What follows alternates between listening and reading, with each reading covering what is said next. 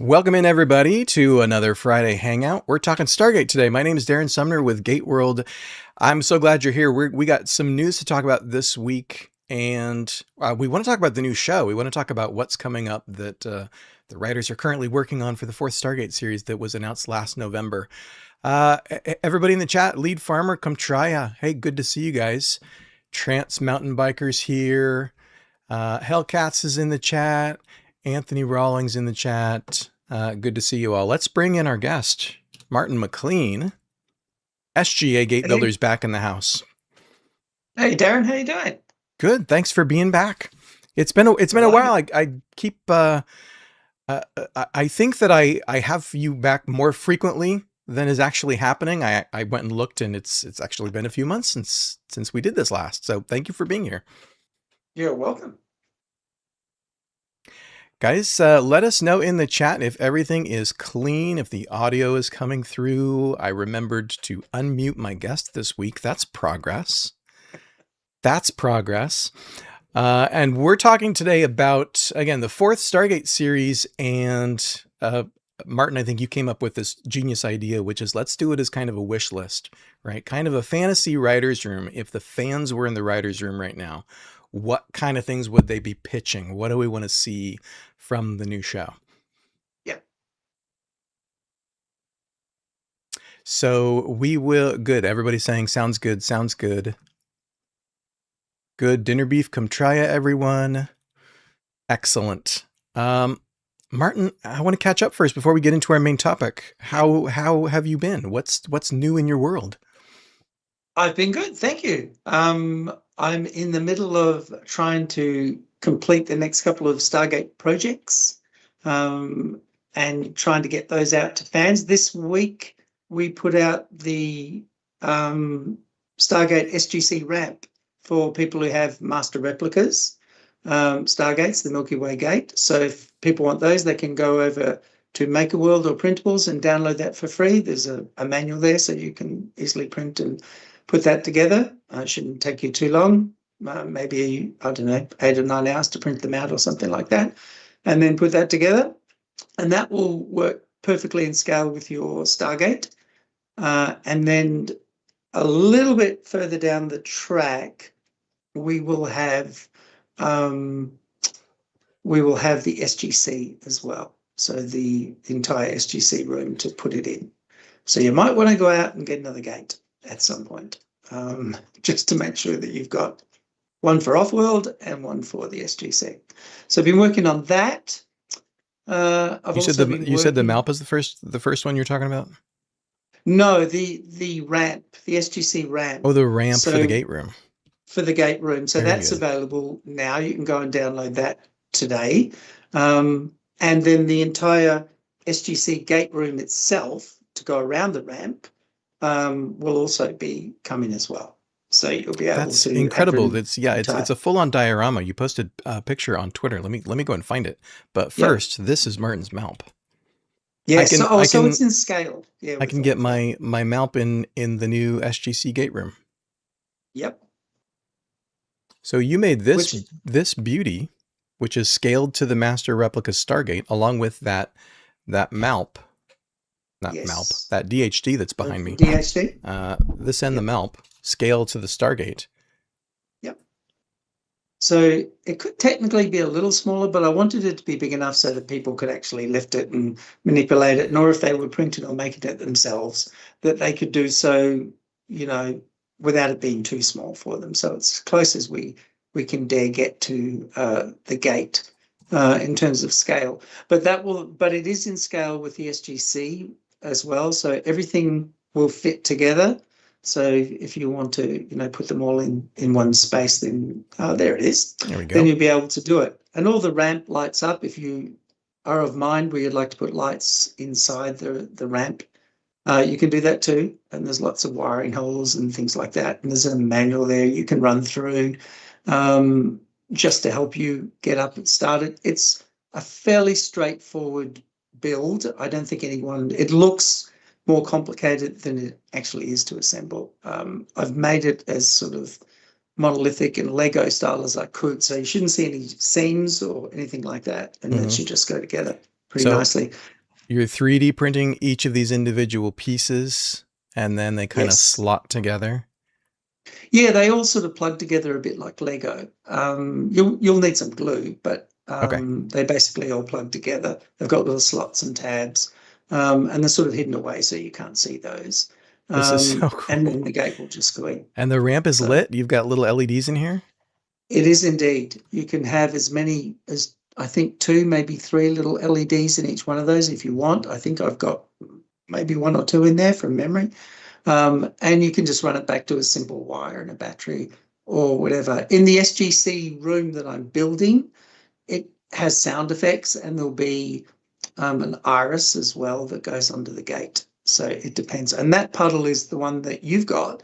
It's just basically a photographic puddle. It's not a Photoshop image. That's how it looks, taken as an actual model. So you can just plug that into the back as well, and away you go. But there will be an iris for it as well.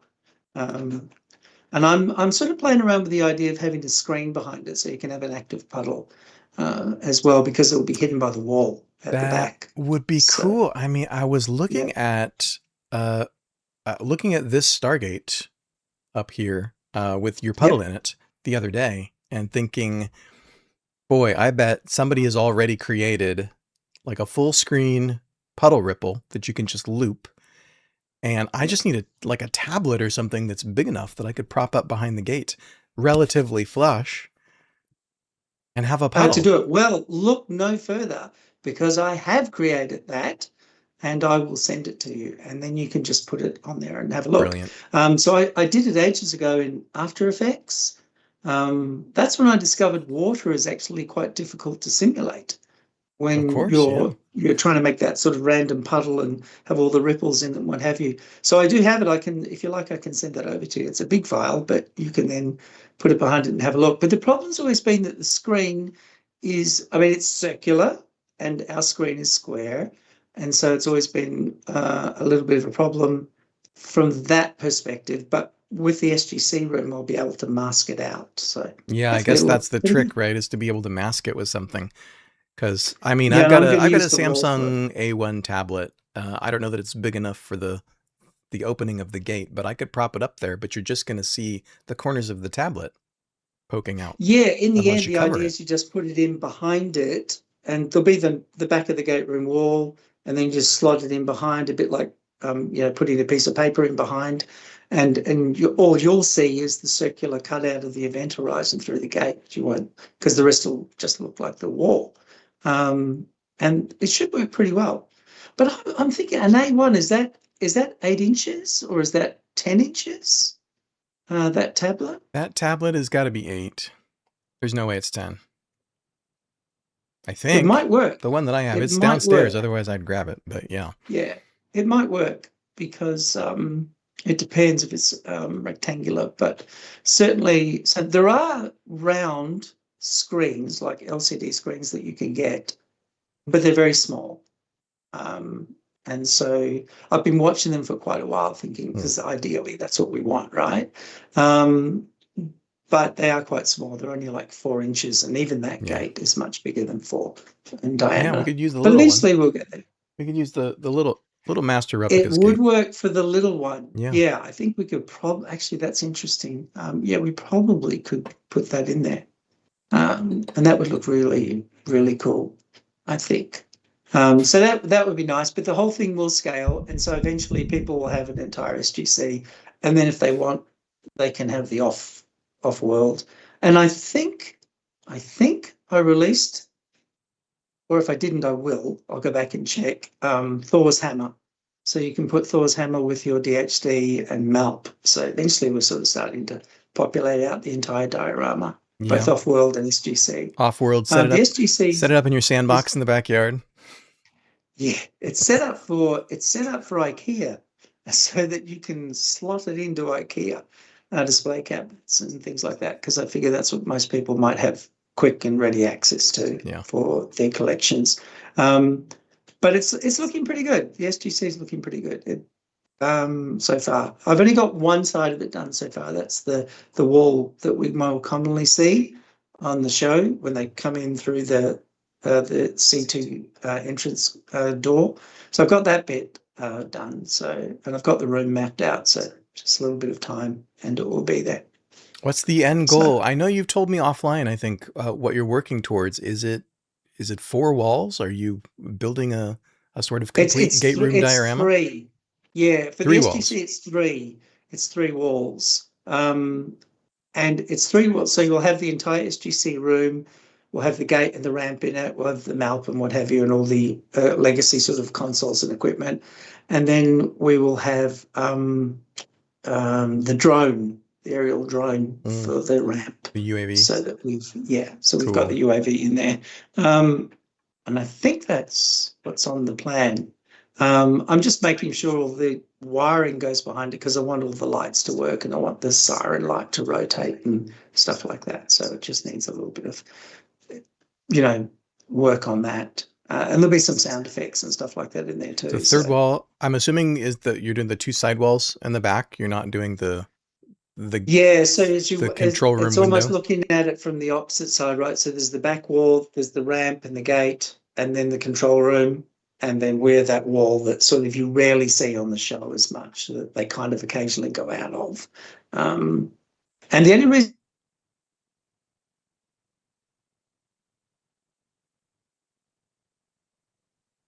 You're frozen, my friend.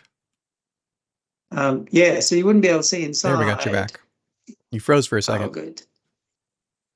Yeah. I got you back. Let me see if I can. Oh, cool. Let me see if I've got a problem with this. Hang on this end.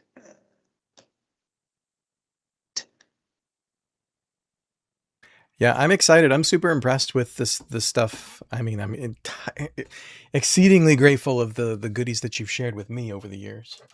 I'm excited to see all of the things that Martin does is just gets bigger and more ambitious with each project.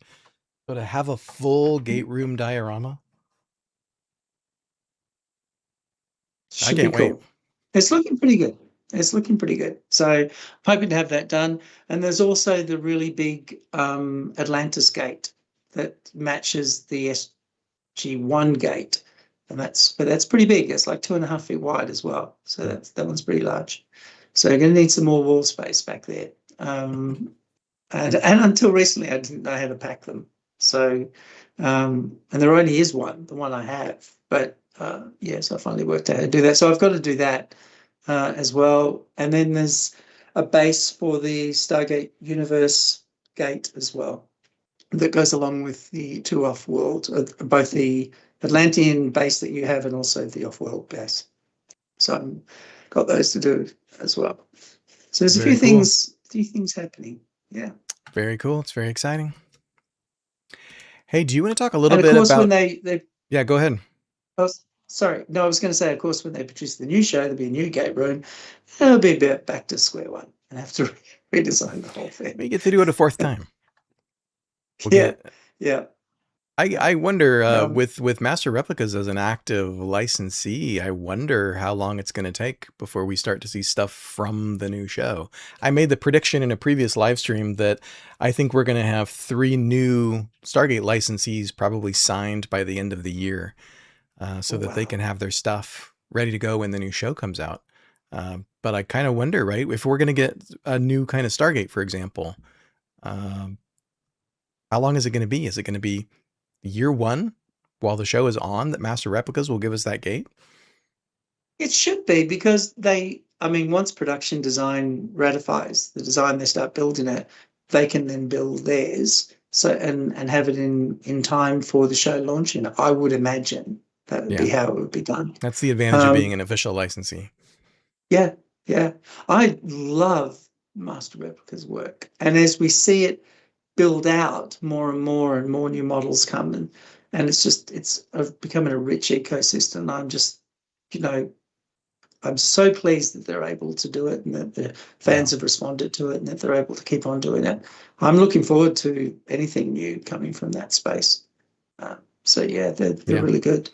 Well, what I'd love to see them do though is put SG1 on Blu-ray. That's what I would. A proper remaster. on Blu-ray? Yeah, I have a friend in the UK who's just started watching Stargate for the first time and is really enjoying it. And I said, do you like it? Oh, love it, he said. But then he said, the only problem is it's like kind of DVD quality and it's kind of grainy. And If he's I, watching it I, on Netflix, it's not even that. yeah, Netflix that's is what a he did watch it mess. on Netflix. Yeah, yeah, Yeah.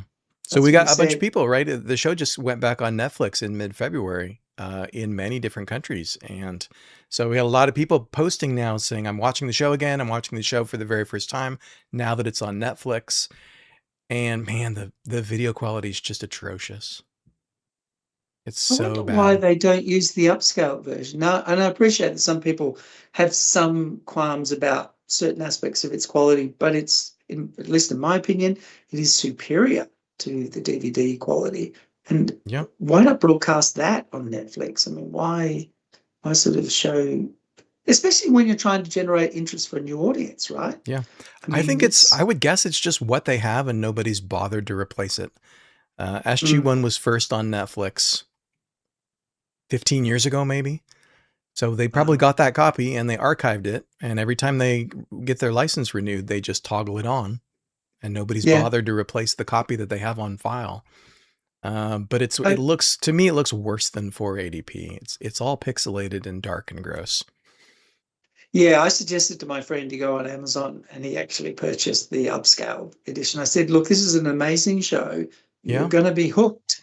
And which he already is, interestingly, is by the end of the first season that he's been watching. I said, well, look, just go and just invest in like, the Good. upscale It's not that version. expensive either. The Yeah. VEI release is, No, I thought I was getting a decent deal when it first came out. I think I paid 200 for it, and it's been less than that for quite a while. I think you can get it for 180, maybe. yeah.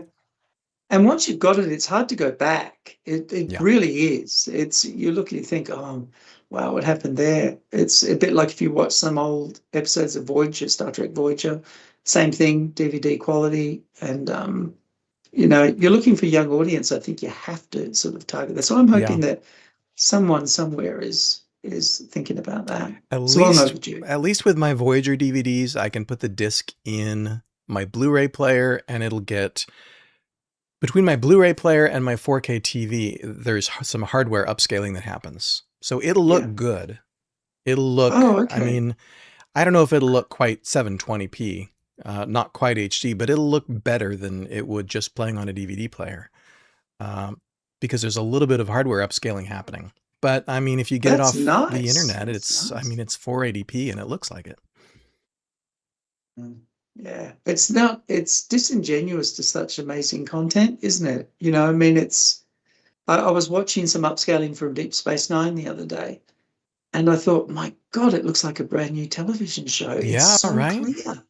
so clear. And it's a great credit to the makeup artists like Michael Westmore and others who did this incredible Cardassian makeup, and you know, it's close up around the eyes, and it's really impressive. And you never got to appreciate that in its original broadcast format. And it is just, it's upscaled so well. So yeah, I'd love to see them do it. And it speaks So very well to the quality of the work that they did, right? These 90s shows were made by and large for the TVs at the time, right? So yeah, CRTs with 480p. Um, and you could kind of cheat, right, with the quality of your costumes or your makeup or your props or your set deck. If you made it for that resolution, I mean, all day long you can cut corners by just saying, oh, they're not going to see it. It's not going to be yeah, visible. But yeah, you take those shows in modern TVs and you upscale them, and it shows the production quality of like a Deep Space Nine or an SG-1, yeah. the production quality of the makeup work from Todd Masters and Michael Westmore. Exactly And I right. noticed that, I mean, I think they did Star Trek Enterprise. I'm sure they recorded that HD, but oh my, it shows. Like if you've got a big television and some of the sets on the Enterprise, Scott Bakula's Enterprise, it's astounding the quality of those set Hmm. pieces. And I When you see remember it in reading at that the detail. time, yeah, I remember reading they said, oh, we've built this to last. And I thought, well, you really did, because I mean, it shows that they can have that kind of clarity and it looks, 10 years on or something, it looks amazing. So, yeah. So Yeah, I'm the hoping they will SGU do set that. was the same. The SGU set they built was steel. They built it to last. They built it, you know, those stairs are not decorative. They need people to be able to go up and down and onto the Yeah. catwalk. And it was gimbaled? Was that a stage gimbaled on I don't know SGU? if Or the was it? I know SGU there was a set was floor gimbaled. underneath there that they could go under and do things. Like it was sort of like a Disneyland approach where there was like a layer underneath the stage and they could all go under there. It was quite like a large walking space Yeah, I don't know. I for know the some of the entire Star floor. Trek Yeah. bridge sets have been done that way, at least since J.J. Abrams' day. But I don't know Yeah. if the SGU set was gimbaled. To my knowledge, it wasn't. Mm. Interesting. I mean, it looked amazing as well. That's another one of those sets that looked as if, just so much care had been heaped onto it from a production design perspective. It does make me excited for sort of what the new sets will look like. That I assume they're doing. Did we ever find out, are they filming at Elstree in London, or are they We building their don't own know studios? where they're filming yet. GateWorld's reported that they're filming in London as their primary sets and production offices, but we don't know the studio yet. Right. We've kind of Okay. speculated a bit just based on what Amazon owns or leases. There's a lot I'd be happening there, isn't surprised it? if it was Because Elstree, though. yeah, I would, and it's an older unit as well. I mean, then they're doing the new Harry Potter there, the HBO series, They're I think shooting it that at is. Elstree? Yeah, yeah, that's a 1.5 billion pound complex. It has its own schools, its own little hospital, everything, Wow, just because a the little children city. will be there for essentially 10 years while Yeah, they film all 10 seasons. wow. So there's a lot happening in the UK there for you Yeah, know, there's a lot film. going on. Hey, Yeah, guys in the sure is. chat, let us know if you have any questions, anything that you want to talk about, want Martin and I to talk about. You can post questions. Just tag me at gateworld.net so that I can make sure to see your comment, your question. And we're going to get to our wish list for this fourth season pretty soon, but I want to talk about some of the news, including some breaking news that just hit this week, which is the announcement of Gate Cruise. Stargate is Yeah. getting its very first cruise event. You guys can learn more about that at GateWorld. I'll put a link in the description to our news coverage, or check out the website is at gatecruise.com. This is a 7-night Caribbean cruise that's going to depart from Miami. It's going to be next January, right? It's going to be the end of January 2027, and it's going to be a convention at sea. I mean, we've seen Star Trek has had cruises for years. It's kind of amazing that Stargate is going to get a cruise. So Richard Dean Anderson's Yeah. going to be there, Amanda Tapping, Michael Shanks, Rachel Luttrell from Atlantis has been announced, Paul McGillian from Atlantis has been announced, and more guests to come. But so far, those five. I'm really excited. Are you going to go? Yeah. Possibly, possibly. I have to get myself down to Florida first because that's where it departs, right? Yep. Yeah, I think it's wonderful because we've had sort of hugely successful Star Trek cruises for a while. I haven't been on one, but reports from people are that they love it. So I think for me, the nice thing about this is Stargate's becoming more big time again to get draw this sort of attention and this sort of marketing event and this sort of convention event. I think it's wonderful. So yeah, I hope to. I hope to. It's good for the Or maybe I'll franchise, just for sure. yeah, It's good to yeah, see big kind of high profile stuff like this with Stargate's name yeah, on it. This one's not a licensed event. It is a private fan event, but it's really exciting to see that they're doing it. And yeah. the people who are doing it, the head of the company, Jonathan, is a big Stargate fan. In fact, we're going to have him here. We're going to have him right here on one Oh, of our Friday wonderful. Hangouts in Cool. 3 weeks at the end of the month on the 27th. Jonathan will tell us more about Gate Cruise directly. Brilliant. Yeah, it's exciting. I think it's really lovely to see the ecosystem coming alive. I mean, I think, and you and I for years have spoken about this would catch up, and it's just been, you always try to keep the sort of the gate open, as it were, and keep Mm-hmm. people interested and sort of evangelize what a great show this is and what have you. So it's really nice to see somebody doing things like this. So yeah, I look forward to the event. I think it's going to be great. Yeah, so here's the cruise info on gateworld.net. And then the other thing that I wanted to talk with you about is this guy. Oh yeah. What do you think of the new Atlantis Lego compatible brick set from Blue Bricks? Did you see these I love pictures? it. Yeah. Yeah, I have seen them. I really like it. I have their ZPM. That's the I think that's the only one so far that's the only one I have because there was quite a bit of customs and tariffs and things like that. It was quite expensive. But I have the ZPM and I really like it. It wasn't the easiest build I've ever done, because it's all transparent and see-through and what have you. It's kind of challenging to put together a bit. It doesn't look like it is, but it is. But I'm really excited that they've done this, and it looks pretty big too. It is. Um, It's just over 2,000 pieces. I originally thought it was their yeah. biggest, but their SGC is 2,400 pieces for their gate Okay. room. Uh, It's but you can ambitious, see isn't it? Yeah. in the video here, um, that's a good size. Oh, that is a good size. It's actually pretty excellent size because if you make it much bigger, people just don't have the space to Yeah, display it. yeah, Um, not too big. yeah, I like it. I think they've done great work with that. I'd definitely be tempted to get one of those and to build one of those. That's really excellent. Now, they don't ship, Darren, at the moment to the States. Is that correct? That's right. These are tough to come by in the States. First, as you said, because it was very expensive to import them. Blue Bricks is based in the UK, or not in the UK, excuse me, in Europe, I believe in Germany.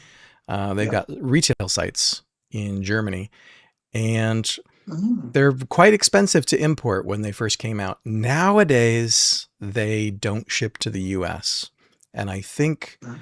if I haven't been able to get any response every time I've inquired with them, but I would guess that they're not shipping to the US because they're trying to wait for all the tariff business to shake out and just Yes. sort of Yeah. have it all settle down and not have. I mean, if I'm going to pay €100 for this plus It's international a lot. shipping costs, I don't want to then also get hit with another 40, 50, $60 charge. Yeah, and it probably would be about that because if as a kind of rule of thumb, not always true, but it's almost double. It's almost what the item cost again in shipping. So you're absolutely Yeah. right. It'd probably be up there around 220 or 240 or something like that. By the Yeah. time UPS pins a note to your door that says we're not going to give you what Yeah. belongs to you unless you Come give us pick it up for $40. $70. Yeah, we'll hold it at ransom at this location But it looks until you really fork out the great. money. I mean, Yeah, I don't have any of these sets, but I would love this one. If I had to pick one from those that were available right now, this yeah. would probably be it. I would love Yeah, this. I like it. It's really beautiful. It's cool. Yeah. The SGC looked good too. I liked what they did with that. I would have liked to have built that one. But I like it. And they're really fast as well. Or it feels, at least to me, that they iterate quite quickly in terms of new product. And they've had the Yeah. license, what, maybe 2 or 3 years? And they've got a lot They've of got a lot out, models. yeah, for as long as Yeah, they've had the license. yeah, They really seem to be. I mean, they're Stargate fans. They know what they're doing. They're kicking out good product, but they're yeah, also, it seems, navigating MGM's lawyers and licensing rules quite yeah. adeptly, which is not Yeah. always the case with our licensees.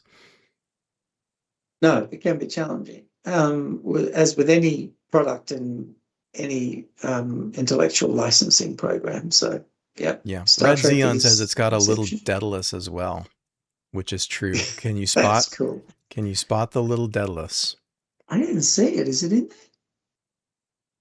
parked in between the two piers up here? Oh, right. You see Yeah. that? Okay. Isn't that cool? That's cool. It's a nice little Yeah, touch. it is a nice touch. I like it. Yeah, that's really well done. Their ZPM is good because it lights up. It's got little lighting Yeah, bricks it's wired inside and lit, each isn't thing. it? Yeah, yeah, that's quite good. For That's what it great. is, it looks quite good. Yeah, So those yeah, little touches, right? That's fans of the show going above and beyond, I think. yeah, That's yeah. amazing. Well, hopefully things will resolve and maybe we'll be able to get them for more folks stateside as well, which would be lovely. Yeah. Yeah. So Hopefully just while they're have to still wait and see. available, we'll be able to get them in the States.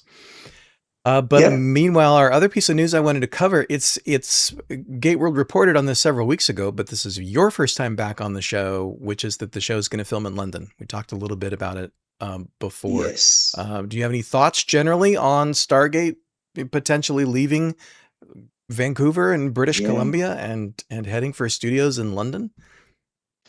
Yeah. First of all, I was really surprised because I just assumed it might go back to Bridge or an equivalent studio in BC, which would have been nice because it's 2 hours up the road from us. But so I was surprised. I think I was talking to someone just a couple of weeks ago that the tax incentives in British Columbia for filmmaking aren't what they were when Stargate was originally made. And so I suspect there's an element of that, right? It's come down to dollars and cents. And Yeah. I think, because, we have everything in the UK, like Obi-Wan Kenobi was done there, the series. And I think lots and lots of different shows made over there. So I suspect there is a tax issue or a financial incentive issue. So I was surprised that it went there. Kind of pleased because I have to spend some time in London soon. So I'm kind of excited that they're doing it sort of locally for a while for me. But yeah, I was surprised about it. The only thing that I'm a huge fan of British Columbia, so I love the forests and I love the mountains and I love the Yeah. mist in the mountains and the snow, and so it gave Stargate a very unique look. And fans who may be that of the X-Files might remember it sort of had, it was also filmed in British Columbia and it has that sort of look to it. Um, and so, and a lot of people say, well, yeah, but every planet looked like British Columbia forest. Maybe, but it was very rich and very green, and I think Mhm. gave it a lot of atmosphere. So it'll just be really interesting to see what they do. It's in London. London is beautiful, but but it has very different landscapes, right? I mean, if you go up to Scotland, there's some amazingly rugged, beautiful landscapes. So Yeah. maybe they'll do off-site filming there, etc. But so it was a little bit of a surprise until I realized about the tax incentives, and then I thought, okay, that Yeah, kind of that's a makes great sense. point. I mean, dollars speak. So they Martin Garrow told us that they were going to run budgets for all the different sort of possibilities, right? Yeah. What are the tax incentives? What is the strength of the American dollar when Amazon is spending its money on the show? Um, so that's got to be a big piece of it. But yeah, also the facilities Yeah. that they have access to, and all I the think, bits and pieces. was it a few years ago you said to me, pretty sure it was you that said to me Amazon had invested a great deal of money building studios. I'm going to say in Prague or somewhere, but it was somewhere out that direction. There is Um, a lot of production that happens in in that part of Europe. yeah, I don't know yeah, if Amazon owns any. I mean, Amazon owns stuff all over the place. They own yeah. stuff in Toronto. They own stuff in obviously Southern California. I don't know that they own anything, but I know that a lot of sci-fi and fantasy films in Bulgaria and Mm, other parts of sort of northeastern Europe. yeah. It's interesting it didn't go to up to other parts of Canada because wasn't Star Trek Discovery, Strange New Worlds, and I think Academy filmed in Toronto.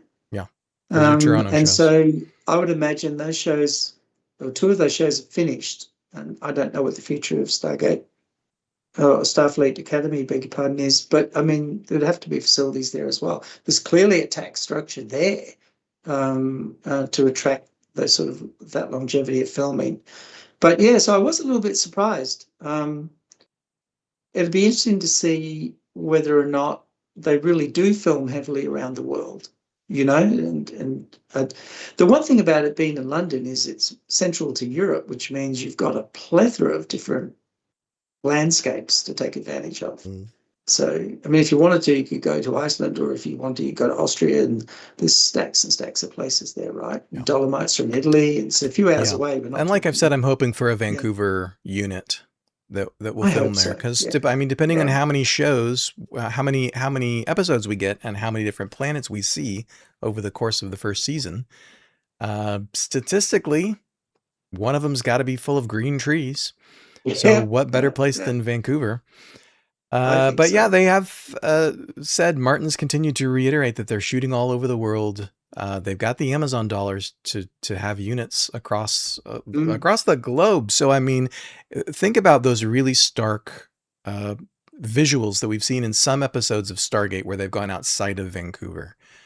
yeah, When they filmed in, Stargate Universe, they filmed in the Bisty Badlands. yeah, They filmed in, the deserts of New Mexico and California. mm, Um, those episodes look different, right? It's very different than yeah, going out and filming in the rock quarry again. So yeah, that's what I'm hoping absolutely. for the It's planets, right? The richness. the the planets that this team visits are going to look alive and vivid in ways Yeah, that they weren't able to pull off before. In part because of the budget, in part just because they're dealing with the options that they have for their shooting locations. And when you've got yeah. options all over the world, boy, And the interesting thing is they were shooting 20 planets a year in a sense, or maybe 15, 10. yeah, Whereas there may only be 10 episodes per season of this. So wherever you put the planet, I guess it's kind of got to look a bit spectacular, right? Because you're only getting 10 bites of the apple this time. You're not getting the whole thing. So I think it'll be very interesting to see what they do there. It certainly gives them options. Well, I don't know whether it would be difficult for Martin Guerra as the showrunner because if he's based in Los Angeles, then it's you're going to hop across the pond a lot or not. I don't know. It's yeah. I'm I not sure how wonder. that I wonder how works. much he's going to be on hand for filming if he's going to relocate to London for Mm, the duration of filming. We should ask him. This is a good chance we to should. announce that we're going to have Martin back pretty soon. Martin Garrow is going to be our guest. We're going to do another co-stream with Dial the Gate and Martin Garrow. Hopefully it's going to get on the schedule very soon and we can let you know when that's happening. But if the schedule all pans out, it's going to be very soon. So That's excellent. he That's says he's excellent. ready to give us a little more information. I don't think we're not going to get the whole shebang. I don't think we're going to get the sort of plot of the show or who the main characters are. We're not there yet. The writers' room is still working hard in California. But he says he's got some info that he's ready to share. So we're gonna do another live stream here coming up soon. Wonderful. We're so lucky, aren't we, to have someone like Martin and Joe and Brad who connect with fans and fandom, who understand the power of the fandom as well as just the appreciation side of it. I think this is really special. This is Yeah, starting off so much better than it could ever have been under different circumstances. So that's exciting. yeah. I Yeah, mean, it's in really a cool. lot of ways, I mean, he's a creator, right? He's an artist, he's a writer. But Martin is, in a lot of ways, he's one of us. He loves the Yeah, shows, he loves the work, he loves the world, and he appreciates fans, right? So I think this is a guy who said, "Okay, we've got clearance to make this announcement." The first thing that he wants to do is he wants to go to fans because he's excited about it. yeah, He's excited yeah. to share it with fans. So I'm looking It's forward to it's that. a rare thing, because so many people who are in the showrunner position are very much about the writing, the business of what they're producing, and he is too. But he has the passion that the fans have, and that's rare. Yeah, That's rare air, I yeah, think. for sure. So I think we're very lucky indeed. Guys, thanks for hanging out with us in the chat. Post your questions if you have anything for Martin or for myself. We're going to start talking about the new show here in a minute. Ocean Stars says, I'm in the UK. Please sign me up as an extra. I don't know how you get into that business. I don't know how you get Yeah, signed up to be an extra on productions in the UK, but that would be amazing. I had a friend who was working with me at Microsoft. And in the very last episode of Stargate SG-1, he won the sweepstakes, and he Oh was the yeah? extra on the last episode on ending. So that which was very cool. We hated him for the longest time, but still, is it was amazing. He had a wonderful time, and he said the cast were amazing, and Did you yeah, so spot he him had in a the wonderful episode? time. Oh yeah, yeah. I think when the lift doors open in the beginning of it, he's walking out with Amanda tapping. So In sort Unending, of amazing. yeah, yeah. So at first we just didn't like him because he won the sweepstakes, but then after a while we forgave him. Yeah. So Yeah, you yeah, got it to was hold really it cool. against him for a while. You have to. So, he sends you a photo. He says, oh, here's a photo of myself and Amanda tapping. And you think, we have to hate him now. We can't, he can no longer be our friend. But yeah, so that was very exciting. So maybe that's a way for, to become an extra. Maybe we'll have the sweepstakes again. There you So go. that'd be lovely. Yeah. Ocean Stars So, also says, I'd love to see the Asgard have a pint of Guinness in Ireland. There you go. Shoot in Ireland. yeah. What else is I going on? I so want the Asgard to come back. So want That's them.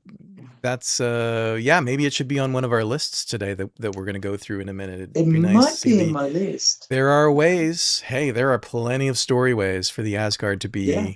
be resurrected. Yeah. But let's talk about it, guys. Again, if you have thoughts or questions or comments, put them in the chat. If you want to make sure I see it, at gateworld.net in your comment. How do you want to set this up? The word that I'm resonating with is wish list.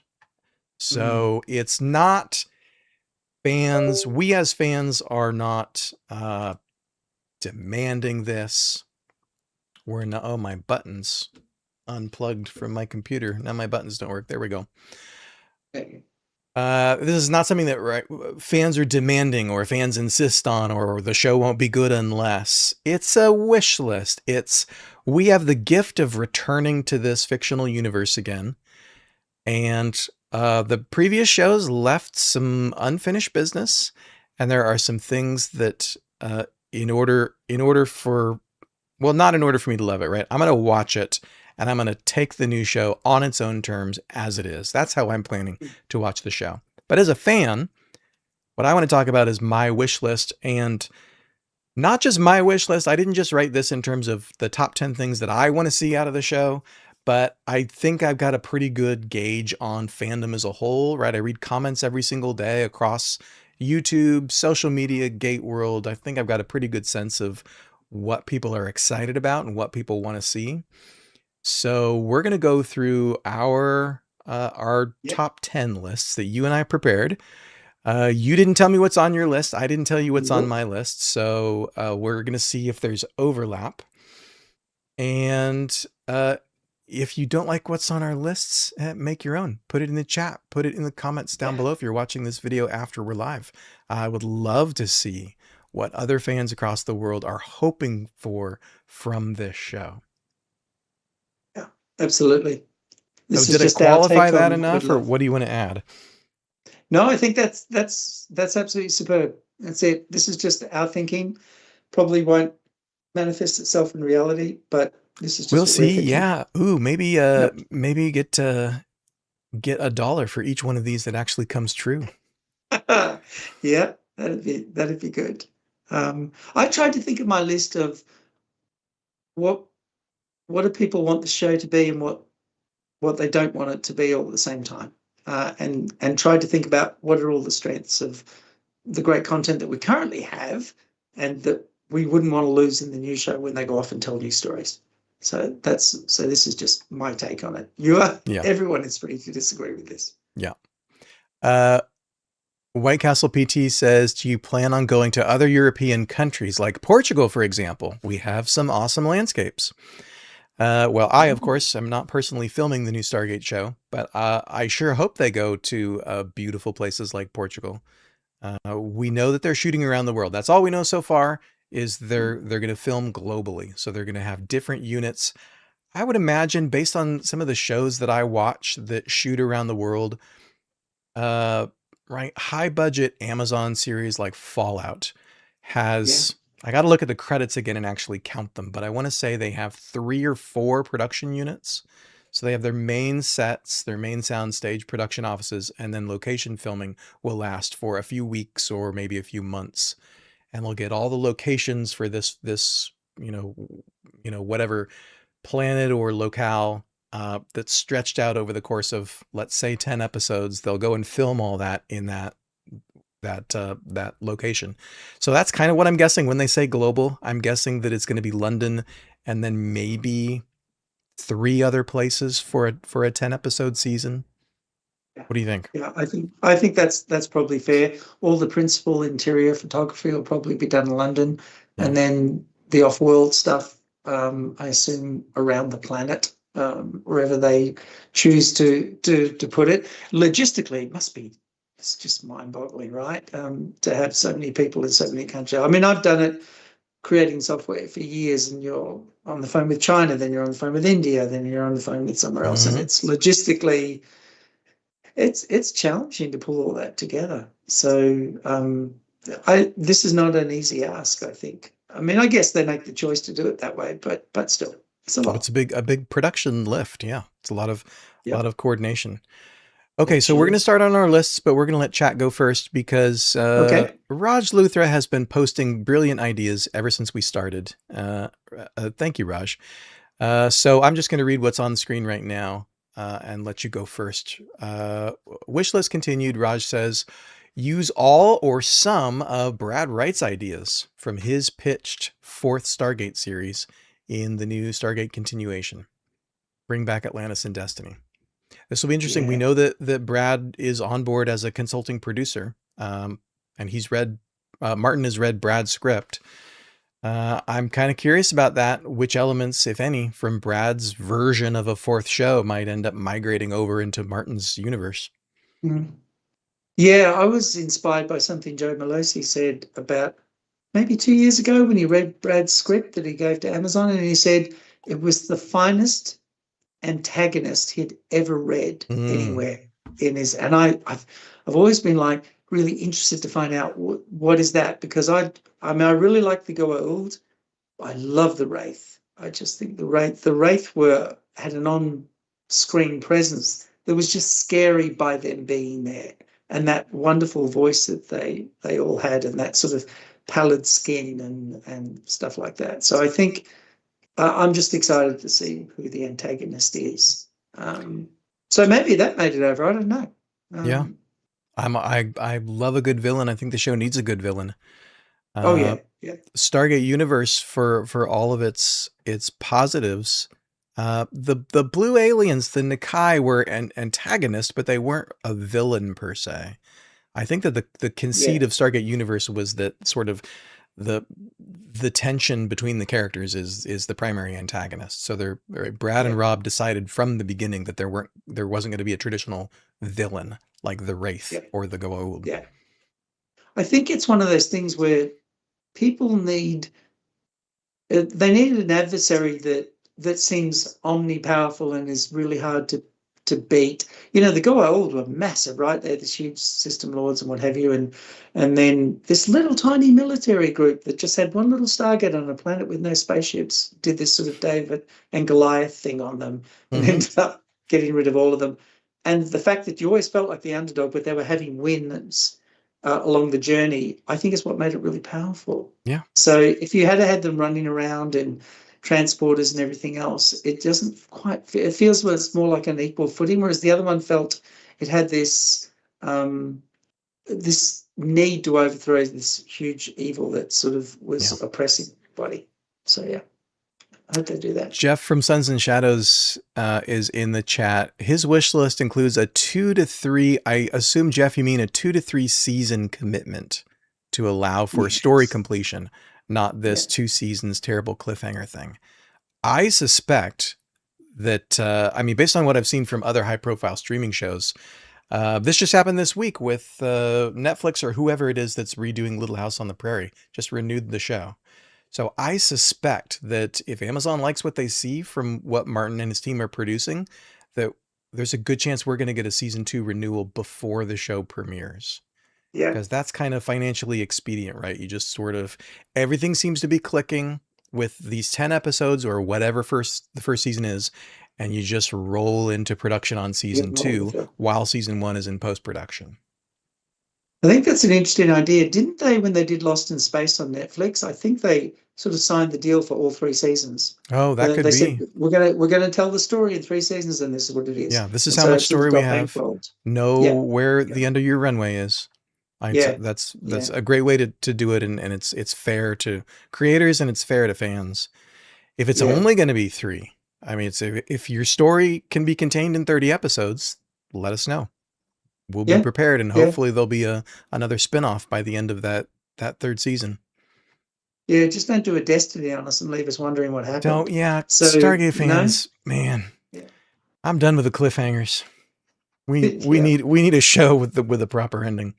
Okay, Martin, what's your number 10 here? Let's go back and forth. What's your number 10 Okay, so wish number 10, list? going down from the top down to towards number one. So my first one is don't chase the trends.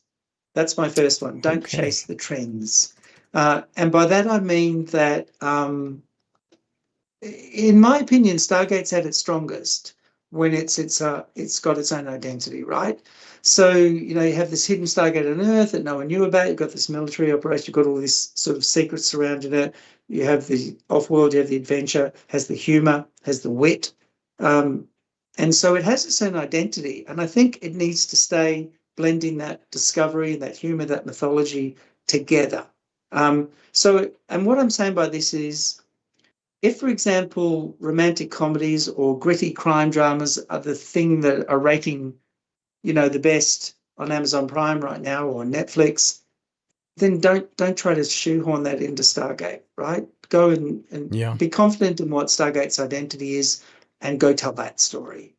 So that people have a different reason to tune in. Because I think it's smart, I think it's curious, I think it's funny, I think it's got a lot of hope, which I think a lot of people, including myself right now, could use. Yeah. So I think, you already have the ingredients to the winning success here. You don't need to pretend to be somebody Yeah. else. So Know what go you tell your own are. story. Know what you are. Yeah. Yeah. That's great. Okay, my What number about 10. yourself? Yeah. Let's see. I started my list with some of the kind of the basic story elements before we get into some of the bigger ideas. Again, returning to a universe that we last saw when Destiny flew off into the void between galaxies in May of 2011. So it will have been more than 15 years by the time the new show arrives. We're going to dip back into this universe, and whether or not the show is set in the Milky Way, we don't know the answer to that question yet. If it's set on Earth, there are some questions that I would like answered over the course of the season. Right? It doesn't have to be a big expo dump in the opening teaser, but I want to know, for example, is this still a secret program on Earth? Is the Right. Stargate a secret, or Yeah. is it public knowledge? I mean, it's one of the things that we've been talking about for a long time, even before the new show was announced. If they return to this world and don't reboot the canon, has the Stargate been revealed kind of off screen in between the shows? Brad Do always you do wanted you to have do a the preference? the the disclosure story, and Yeah. he thought it was a big enough story that it deserved like a movie. So that was the plan for Stargate Revolution, the third SG-1 film that didn't get made. Uh, I'm curious to see if they've kept the Stargate program secret from the general public on Earth, and if they have, how have they gotten away with it? And if they haven't, if it's public, I mean, how does that change the fabric of the universe, right? To kind of have everybody know that we're part of this galactic community and we have spaceships. Do you have a preference for which one you'd like to see? Because it's such a big story, I want to see that story told. I I'm Interesting. not sure. I would rather see it told, even if it was in a flashback, even if it was in Mm, a movie that's, maybe it's a movie that's made 10 years from now and is set earlier in the timeline. Uh, yeah. but I want to see the story of Disclosure told, whether it's in this show or somewhere else. Interesting. Interesting. I'm on the other side. I want it to stay a secret. And I'll tell you why. Because I think you can tell really cool stories when it's a secret. And I think of episodes like, was it 2010 was the name of the episode where the Shen had come done some nasty things to the planet and the Stargate was public. And I felt in that episode that the Stargate was a bit like a bus station in a sense. People were coming back Yeah, and at forth the space and so it terminal. didn't, yeah, and it didn't quite have the same mystique as this. People would walk in for the first time and see the Stargate or find out about the secret. And I think when narratively, when things are secret, you can tell even more interesting Yeah, stories. I could be wrong. yeah. I When could you're be wrong. not, But catching the 8:55 to Chulak. yeah, yes. Yeah, I Yes, agree. perfectly put. Yeah, Maybe it's just because of what I know, but I would love for the Stargate to still be a secret when the new yeah. series premieres. I think you're onto something though when you said, wouldn't it be good to see sort of a 10-year from now episode flashback or something where a bit like 2010 it had been shown to the world. I mean, I tend to think of it like this. When COVID happened, of all the things that the world was going through, what did people do the most? They went and bought toilet paper. I still don't know why they did that. They just, of Because all yeah, the because things all that of could our have neighbors happened were to buying it you, up. it seemed like toilet paper was kind of low on the list to me. And so I think if you were to tell the world about something like this, what would happen? I mean, and maybe that's to your point that it could be a very interesting story indeed. But I don't I don't know. The reaction would be, Yeah, it's oh, a new okay, normal. I'll take the 855 to Chillac. I don't know, but it's a good point. It's a good opening. I think it's a good question. Lockwatcher says you could do disclosure with flashbacks, which is certainly Yeah, true. You could, yeah. if you wanted to tell a story where the gate was public, then you could fill that in with flashbacks. Mm, Um, yeah, yeah, that's true. Could do that.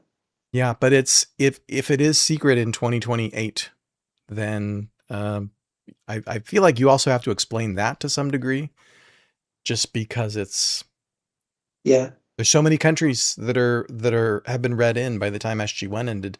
There's so much, private industry working on our ship tech. You'd Yeah. almost have to have a plausible explanation for how it hasn't gotten out. Wormhole extreme. There's Wormhole there's extreme, plausible deniability. it's plausible deniability. Make a show about the very thing that's secret. So it's in its own way, it's genius. Raj Luthra, how do Isn't you it? think they're Yeah. going to explain the huge time gap from when SGU finished and the new series begins? Oh yeah, I it's a mean, I good guess you point. just pick it up in present day, right? And Mm, you have the opportunity to bring in a Sam Carter or a Rodney McKay and do some exposition as to what they've been up to for the last 20 years. yeah. Unless, some massive budget shut down the program that's been sitting for 10 or 15 years, and all of a sudden That some would be global interesting. threat resurfaces Yeah. that If brings it's them, in a sense, back to reactivate that and set if it it's up been in again. mothballs, maybe for political reasons. Yeah. It's a bit Okay. like the way I wanted to see the Asgard brought back. I wanted them to go out, find a planet that had a whole race of frozen Asgard and that they resuscitated that didn't have the genetic problems, so the Asgard returned. Oh, like So the if Martin 6 foot Guerrero's out tall there, you can Asgard? have that idea. Yeah. Oh no, no, the small ones. I still like The small ones, still the like the little little ones. the little clone bodies. Yeah. It's Okay. hard not to love them. Yeah. What's your number S- 9? Should we go with my Frozen number Asgard? 9 is uh, no, but that would have been good. Um, Consequences and political complexity. So political complexity, I guess you could just put. Political? And so Okay, what, unpack this for us. okay, so what I mean by that, so one of the things that I really liked about the original series is that there was Senator Kinsey, there was the IOA, there was this oversight, committee.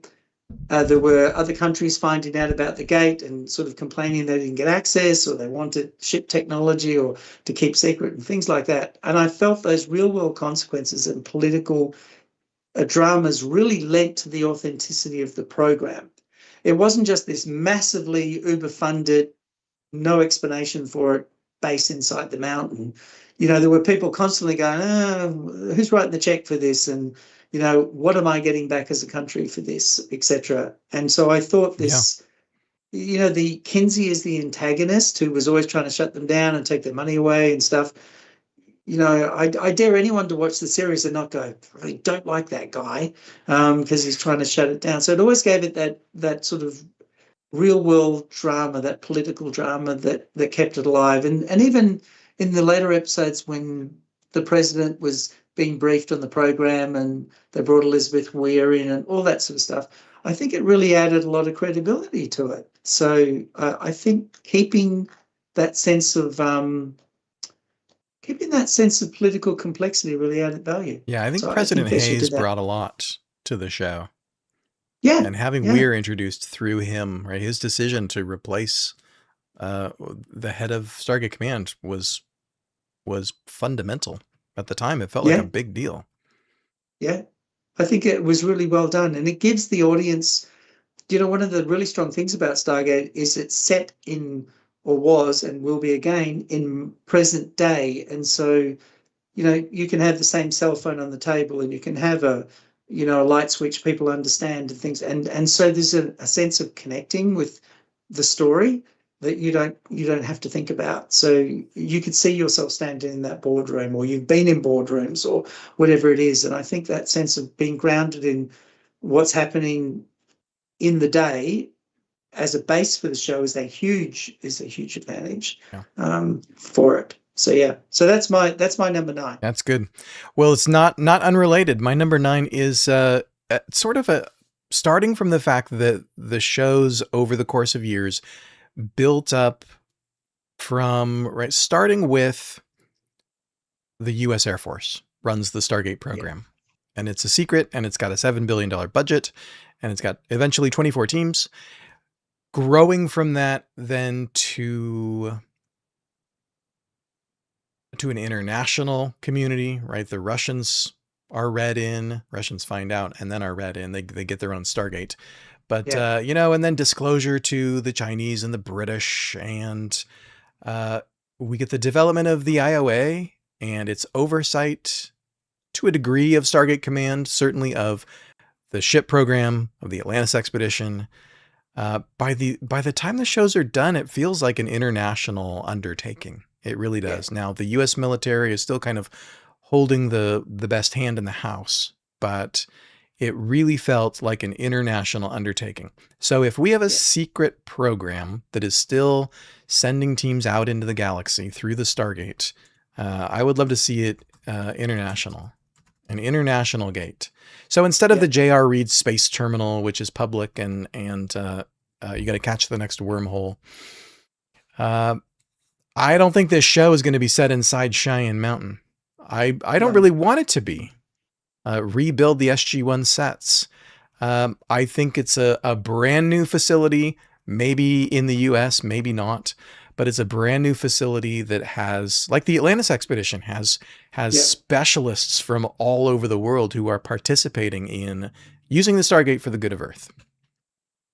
yeah. It's interesting, right? Because Atlantis has a lot of high tech. In the end, they end up with the equivalent of transporters, and they've got the ships and stuff like that. There's a fine line to walk here about keeping it grounded Yeah. in today. Which SG-1, I thought, despite the fact I love Atlantis, walked a better line of that, because it wasn't, it didn't have all that.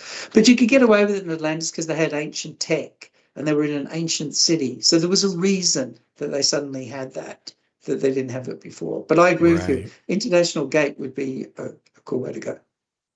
In a sense, it's an extension of what SG-1 had, right? With the Russian had their own team in the end and stuff like that. And that's a great one that even leads back to mine, the political complexity, because the Russian team had a problem with the Cheyenne-based mountain, etc. You could always play off against these personalities.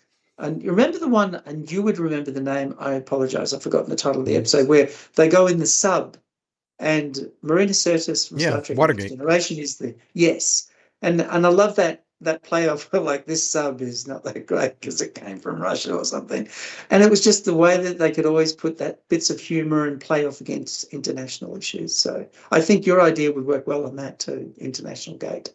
Yeah, because you can get Yeah. that camaraderie Well, story. it's one of my Yeah, favorite Daniel lines. When the sub breaks down and she tells him that the sub is Swiss, and he says, "So it occasionally breaks down, but it keeps perfect time." Sorry, I've been hanging out around Jack O'Neill too much. it's perfect. See, that's just such a wonderful example of what made that show great. I mean, I love those little quips and those, Yeah. I used to love that back and forth between Daniel and Jack. You did too, did not, did too, did not, did Did not. too. It's just, it's great. I mean, Yeah. it's not Aaron Sorkin dialogue, but it's just, No, it shows the love between those characters when they're just, yeah. niggling at each other like siblings. It is. It's amazing. It's Daniel amazing. I like Kolskar that. says, you guys think Citizen Joe's son will be involved in the program? Daniel, until you said that, I forgot that Joe had a son. Yeah. This is Yeah. funny. We're kind of seeing this come out of the woodwork with the new series announcement. Every child who ever appeared on Stargate, is now an adult, and I've seen, everyone from Cassandra to Ryak to uh, Citizen Joe's son Yeah. be name Yeah. dropped as, yeah, they could be in the program. Yeah. Yeah. I hope oh no, it's one of my points further down the track. I'll hold on to it. Okay, hold on to it. Yeah. Ocean Stars Yeah. says, I love this channel. So glad I found you. Interesting discussion today. Buddy, I'm glad you're here. Thanks for Yeah, hanging out with us on a absolutely. Friday. Okay, Indeed. what's next? What's your number 8? You're gonna love this. Okay. Avoid unresolved cliffhangers. Oh, So yeah. yes. Avoid So it's a bit like we were unresolved talking. Yeah, cliffhangers. cliffhangers. I love me Sorry, a it's a good bit long. cliffhanger. We can just put avoid cliffhangers and that won't overwrite yours then No, I on the love a good screen. cliffhanger. I want cliffhangers. You I are just want them to interesting. be resolved. I Yeah. want part Or 2. maybe we should rephrase this to have cliffhangers, but guarantee they get resolved, right? Because that's really what we mean. There's nothing better than the best of both worlds when the Borg take Picard and you didn't know what happened, right? So, it's wonderful television, but God, it's bad when you don't get the resolution for it. So I think like we have Atlantis. One of the things I loved about Atlantis was the story about Michael. And I wanted to know what happened to Michael more. And I wanted to know what happened to the Wraith because we woke them up, but in the end, we never really worked out if we got them back to sleep. And so I thought that needed to be fixed. And a bit like you were saying earlier, at some point in the new series, maybe it's this discussion in the mess hall where people are dropping stories or something. We hear what happens, even if they don't want to go and bring principal characters back, which I hope they do, but I'll get to that. But no more cliffhangers unless you're going to resolve them. Yeah, if And it's you know what? You know how much money you're going to spend on this, right? You know what you're prepared to spend. So if you're going to write the check for 3 seasons, great. But if you're not, then just don't have a cliffhanger. That's all.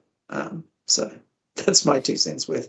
And the other thing, which goes a bit with cliffhangers, I couldn't find another segue, so I'm going to put it here, is let's have a satisfying ending to it, right? The best ending of television, in my opinion, was Unending for SG1, where in oh the yeah. end, they all walked through the gate and the audience was left with this great sense of hey, people are still out there exploring and the books could be written and, you could do DVDs and movies and whatever Yeah, you the want to adventure do. continues. The adventure continues and it left you with this optimistic note that your universe that you love so much was still intact. And I maybe it's not realistic of me, but I tire of the Harry Potter bit where we're going to kill off a principal character every movie. Yes. And, and all you do is you take the audience down. And I think in the end, people go there to be uplifted and to have entertainment and to have hope. And it's not bad to have drama or conflict, etc., like that. But let's not bring the audience down, I think. That's just Yeah, my opinion. I agree. I kind of felt this way when I was watching Enemy at the Gate, the Atlantis finale, and they killed Ronan. And I'm like, is Yeah, this just because this is the last episode? This is yeah, sort of pretty pointless. And then, 2 minutes later, they brought him back yeah. with the Wraith restoring his life. But so it ends up being kind of an interesting beat. I'm not sure why they did it, but yeah, I agree. Don't just kill off principal cast just because the show's coming to an end. There was too much of it in Atlantis. We lost Elizabeth. We lost Carson Beckett for a while, and there may have been different reasons for that happening. But Yeah, I just thought, from a writer's perspective, especially a show that only had like 4 or 5 seasons, I really didn't want it. And you know what? It left them with a problem when they killed off Elizabeth Weir. It left them with this problem that they had to replace it. They had to replace it with Sam, then they replaced it with Wolsey.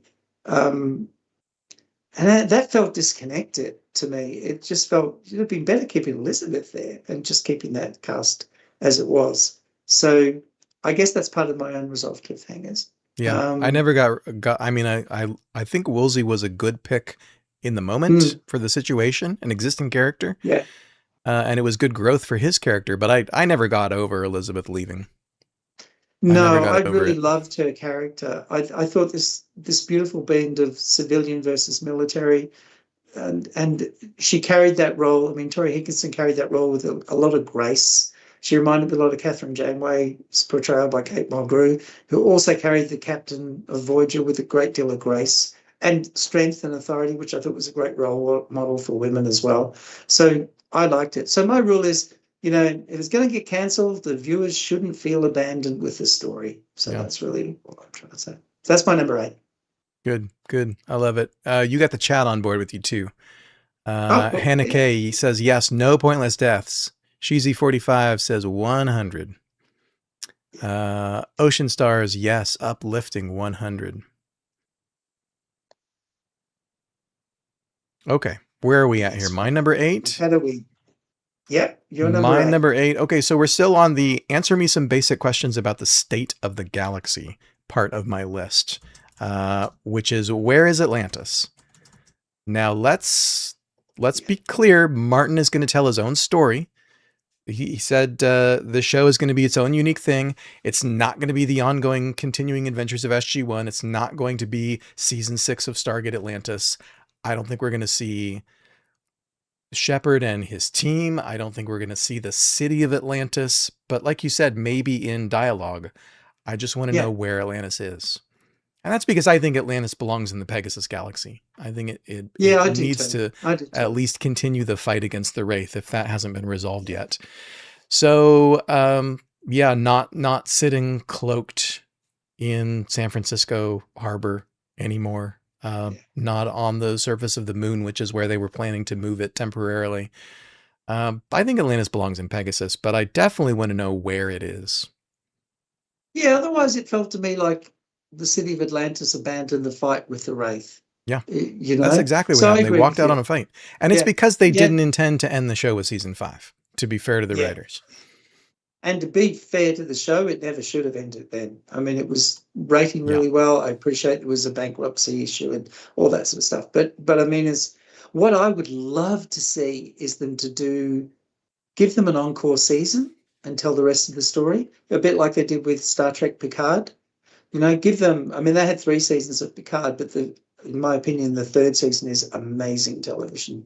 That brought all the Of cast back Picard, together, and I it agree. was wonderful. Right? So do that for Atlantis. Give them that. I'd love them to do that for Star Trek Enterprise. Give that cast who worked so hard an opportunity to tell that last encore season. Yeah. If you're not going to set up a brand new series or tell a whole heap of things in the new series for time constraints, fine. Make a 10 episode. I mean, you've got the volume Yeah. now. Do a 10 episode Archer series. Do a I'd 10. love to see it. Yeah. Yeah. Well, do one for Atlantis. Do one for Destiny even, and just, shut fans up and give them that sort of closure. But yeah, I'd love them to do that. That'd be wonderful. But anyway, they're not returning my calls. So, All right. who knows? Judith Yeah. Remke's, do they still make episodes to be 42 minutes? That doesn't matter for streaming services, right? Can Yeah. we do hour-long episodes? That's absolutely right. You're not capped by the runtime on a cable channel. So episodes can be longer than 42 minutes. They can be an hour. Over on Netflix, Stranger Things final season basically turned every episode into a full-blown high-production movie, high-budget movie. They spent a ton of money. But yeah, the streaming shows that I watch, typically, you might get a 41-minute, a 42-minute episode, but then you'll get one that's 50, 55. You'll get one that's 62 minutes. Yeah. So I think there's good and bad about that, right? So you've got the ability as a storyteller to have the time that you need and not have to cut into your episode. We've heard so many stories over the years when Stargate was in production that the stuff that hit the cutting room floor was the character moments. It was the personal moments between characters, growing them, deepening them. If you have to cut 90 seconds out of your story, well, you got to keep all the plot to keep the story Yeah. held together. So it was always the character beats that ended up getting cut. The downside, of course, of having the freedom of extra time in a streaming series is I feel like some shows, some writers and producers, if they're not kept in check in some way, can abuse the lack of a cap on the runtime. And I'm thinking Yeah, specifically here about Starfleet Academy. The show has some strengths. I don't know that it's a show for me. It has some strengths, but what I've noticed most since the pilot, I thought the pilot was terrific, yeah, but they're doing lots of what feels like 42-minute stories, and they're doing it in 55 to 60 minutes.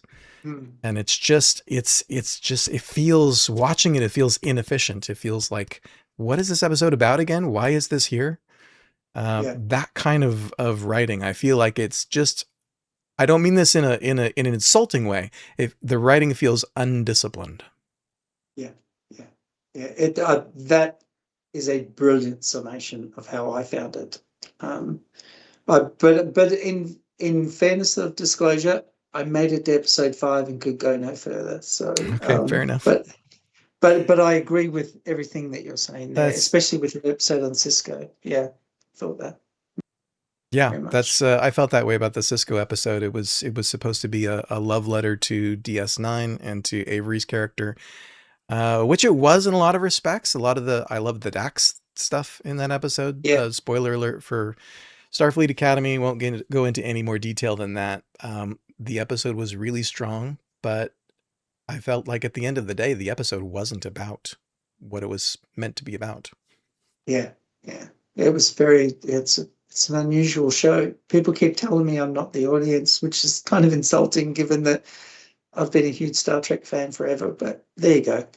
I'll Well, if have to there's a live with new it. generation of young viewers who are Yeah, resonating with that show and that's their Star Trek, then I'm glad for it. I'm glad that they have something that's bringing them into the franchise. absolutely, absolutely. When they get to Deep Space Nine, they will be rewarded. Hmm. So, um, yeah, but I'm not biased, not at all. All right, All right, number so 7. number 7. So we kind of touched on this, so I'll go quickly on it. Deep lore payoff. So in other words, closure for all the stories Deep lore that we payoff. that I we like have. it. Yeah. So tell us what happened to Michael. Tell us what happened in Pegasus. Tell us what happened to, and somebody, for goodness sake, put us out of our misery. Tell us what happened to Sam and Jack. I mean, if for no other reason, there'll be an army of people at conventions who won't have to walk around with T-shirts with their pictures on it saying what happened. Hmm. So, so let's I do would that. love that. I Um, would love it done in the most subtle way possible. I mean, yeah, ideally, yeah, you get Rick and Amanda to come back and be on screen together. But barring that, I would I would love them to pay that off in the most subtle way possible. Like, for example, Brad told us in his script for his 4th series that there was uh, Jack has a line to Sam about "I still have your toothbrush." oh That sort yes, of thing. so clever, I would go even so more clever. subtle than that, right? Maybe it's not more subtle. I would have the characters are talking about General O'Neill showing up. General O'Neill is coming in. Yeah. General O'Neill is going to inspect the facility. And at the end of the episode, it's General Samantha O'Neill. And Yeah, it's oh, wouldn't Amanda. that be brilliant? That's wonderful, And Darren. then I don't love say that. anything else about it. Yeah, yeah, I think that'd be great. I think people want that closure because they did such a wonderful job. Because I always agreed with what they did, that they didn't take it too far, that I understood why, because you can ruin things. And Yeah. so I always understood why they didn't. But I think the time has come to give people that sort of sense of closure, I think. And I want to know what happened to the Asgard. So, closure for these stories. Tell us what happened to the Asgard, please. Um, and I will say one quick thing about the Asgard. If you bring them back, please don't CGI them to death. Don't do that, because you have the ability to create the most amazing looking Asgard, and that's kind of cool. But I like them. You can update them a bit, because I know they're not The a, you puppets have a don't want them to charm. look like a puppet, but the puppets have charm. And Yeah. for those people who think, no, it should be CGI, I will just say one word to you: Grogu. Living proof from The Mandalorian that the puppet works still quite well. And you don't have to do them in puppets, but whatever you do, at least have the consistency, I think. That's, Yeah. What that'd was be the story lovely. they had for season 1? They had the Grogu puppet on set, and then I want to say the behind the scenes feature that I watched, or maybe an article that I read, said that they were planning to replace the puppet with CG. Yes. And Mm. their big guest star of the season, whose name escapes me right now, uh, played the guy who hired Mando at the start of the season. He basically looked at them and said, "You cowards, right? Just do the puppet. It's great." It is, the And puppet you can't works. It imagine just a fully works. CG Grogu. It would not have the same No, charm. I mean, they can do CG cute, sure, but he wouldn't have the same charm. it wouldn't have the same charm, and I still maintain that light angles and reflections and crinkles in the sort of the latex or the skin of it, they just, you can't do that in CGI the same way. And it's I think keep it the way it is. It has something. Although I saw the latest animatronic version of it, and it's so amazing. There are, I'm going to say, at least 3 or 4 people operate the one for the new movie, and it just, everything from the little ears twitching to the eyes and the blinking, and Yeah, it was controlled by multiple people. It's a masterclass in yeah. I puppeteering, know but the that's how effect is Henson did amazing. it. We're Yeah, rewatching Farscape, and that's, you have a complex character, and you need at least 3 mm, puppeteers working at the same yeah, time. Somebody's on the mouth, somebody's on the eyebrows and the eyelids, somebody's on the ears. yeah. You only have to look at the difference between The Force Awakens that J.J. Abrams did with predominantly visual on-screen, on-set effects, like BB-8 and all those sort of things.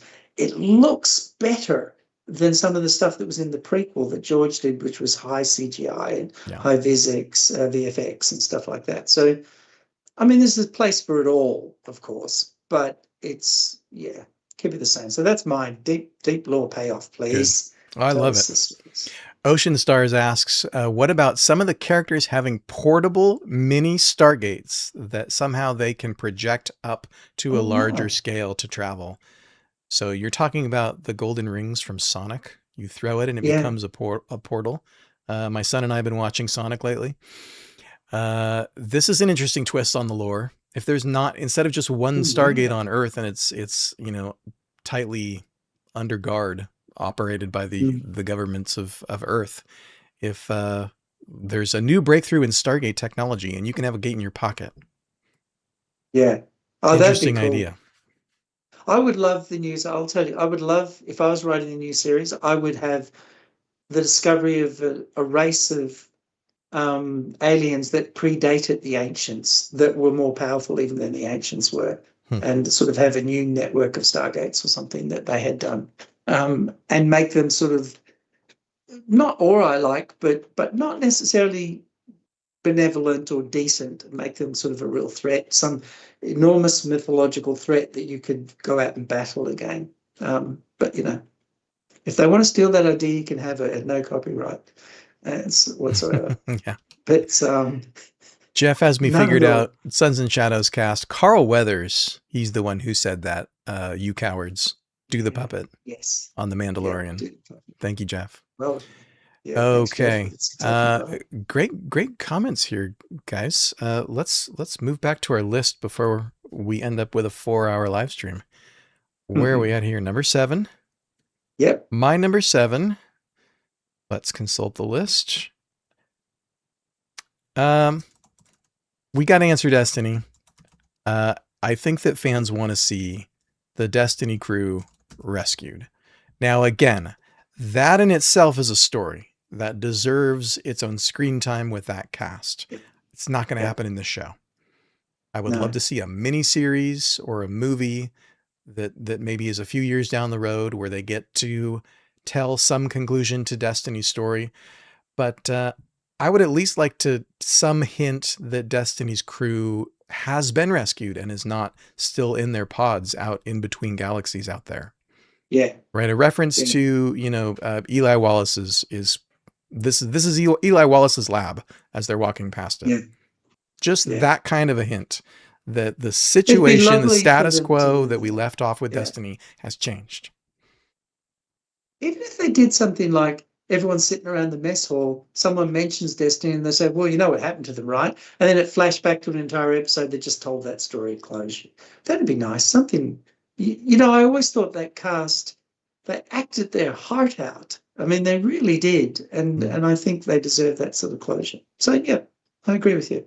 That would be, that would be the anthology series that I pitched before the new show was announced, where you dedicate a whole episode to a flashback telling what happened to Destiny. I love that idea, but I think the budget would have been enormous for that. So, but yeah, it's tough, man, to do anthology series on the cheap. Is it even possible to they do did it? Well, they did. Yeah.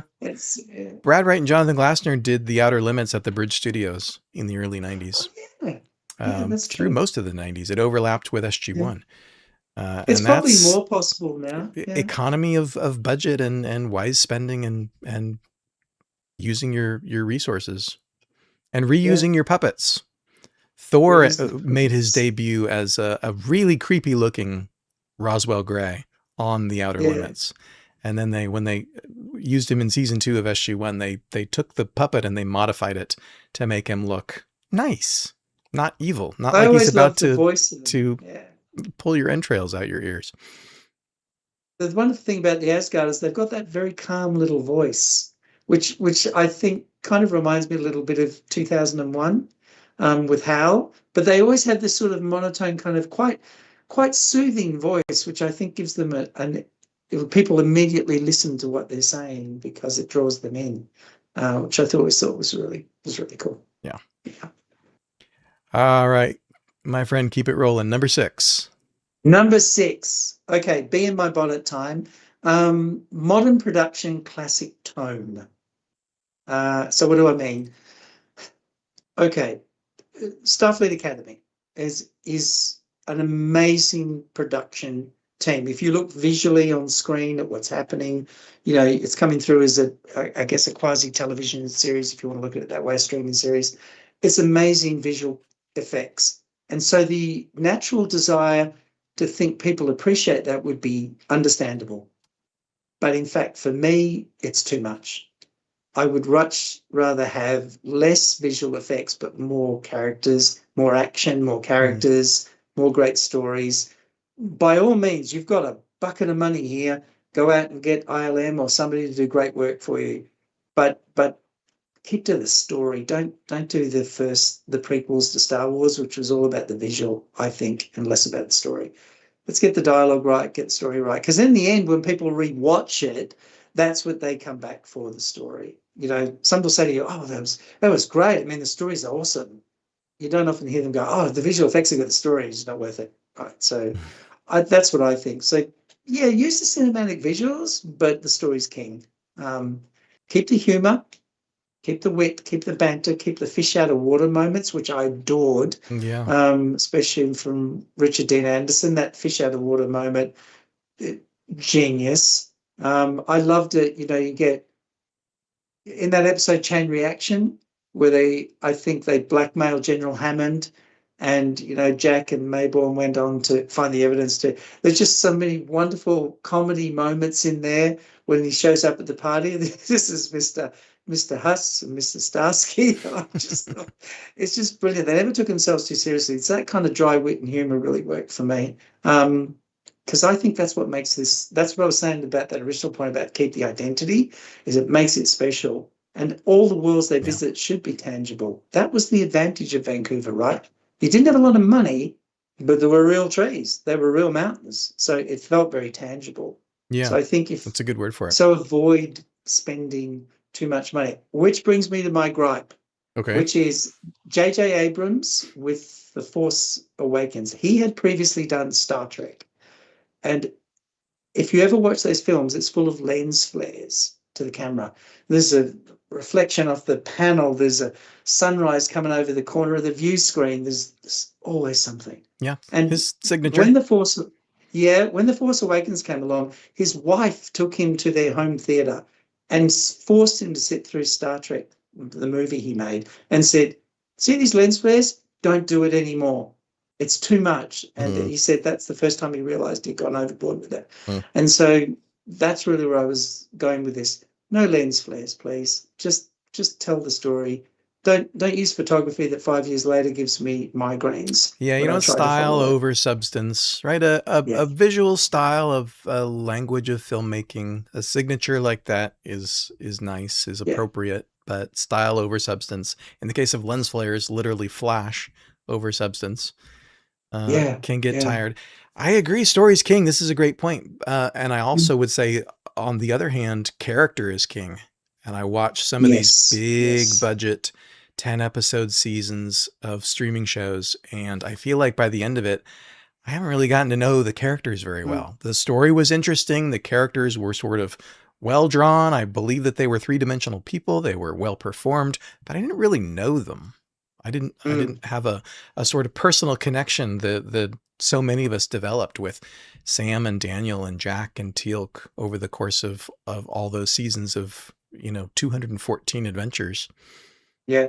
Plus, also, you're only getting, let's just say this runs the Expanse timeline. How many seasons was that, Darren? Was that like six or Expanse something was like that? 6. Yeah, the sixth season Six. was shorter. It was a half season. Yeah. So let's assume, best case, we get 6 seasons. So you, what, 60 episodes? What did you just say we had in the last one? 200 plus episodes? So you don't get the Yeah. time to tell the narrative or the character narratives quite as much. So it's even more reason to pull back on the glitz and make sure that you're focusing on the story and the characters. And it doesn't, I don't mean that to mean that the story has to be slow or doesn't have action or doesn't have those, oh wow, the gate's on top of a volcano. I don't mean that. It has to have those Yeah. things. The But spectacle's great. yeah, But if but it's you not need rooted in the to, story and the characters, then yeah, it's just somebody's CG art project. yeah, yeah, exactly. So yeah, that's my, I think, number 7. Yeah. Number 6. I love it. What about yourself for number 7? My number 6, which is what we're on Or now. 6, is it? 6, sorry. You know what? It's almost like we scripted this because it fits right with what we were just saying. I think fans want to see, I gotta spell it right. Camaraderie. Did I spell it Yes. right? Yes. So I want to see a team, and I think fans want to see a team that is that gels, that likes being together, that works well together, that is not at each other's throats. In Yeah. other words, if we're going to do anti-heroes, let's keep the anti-heroes to a minimum. Good point. Good point.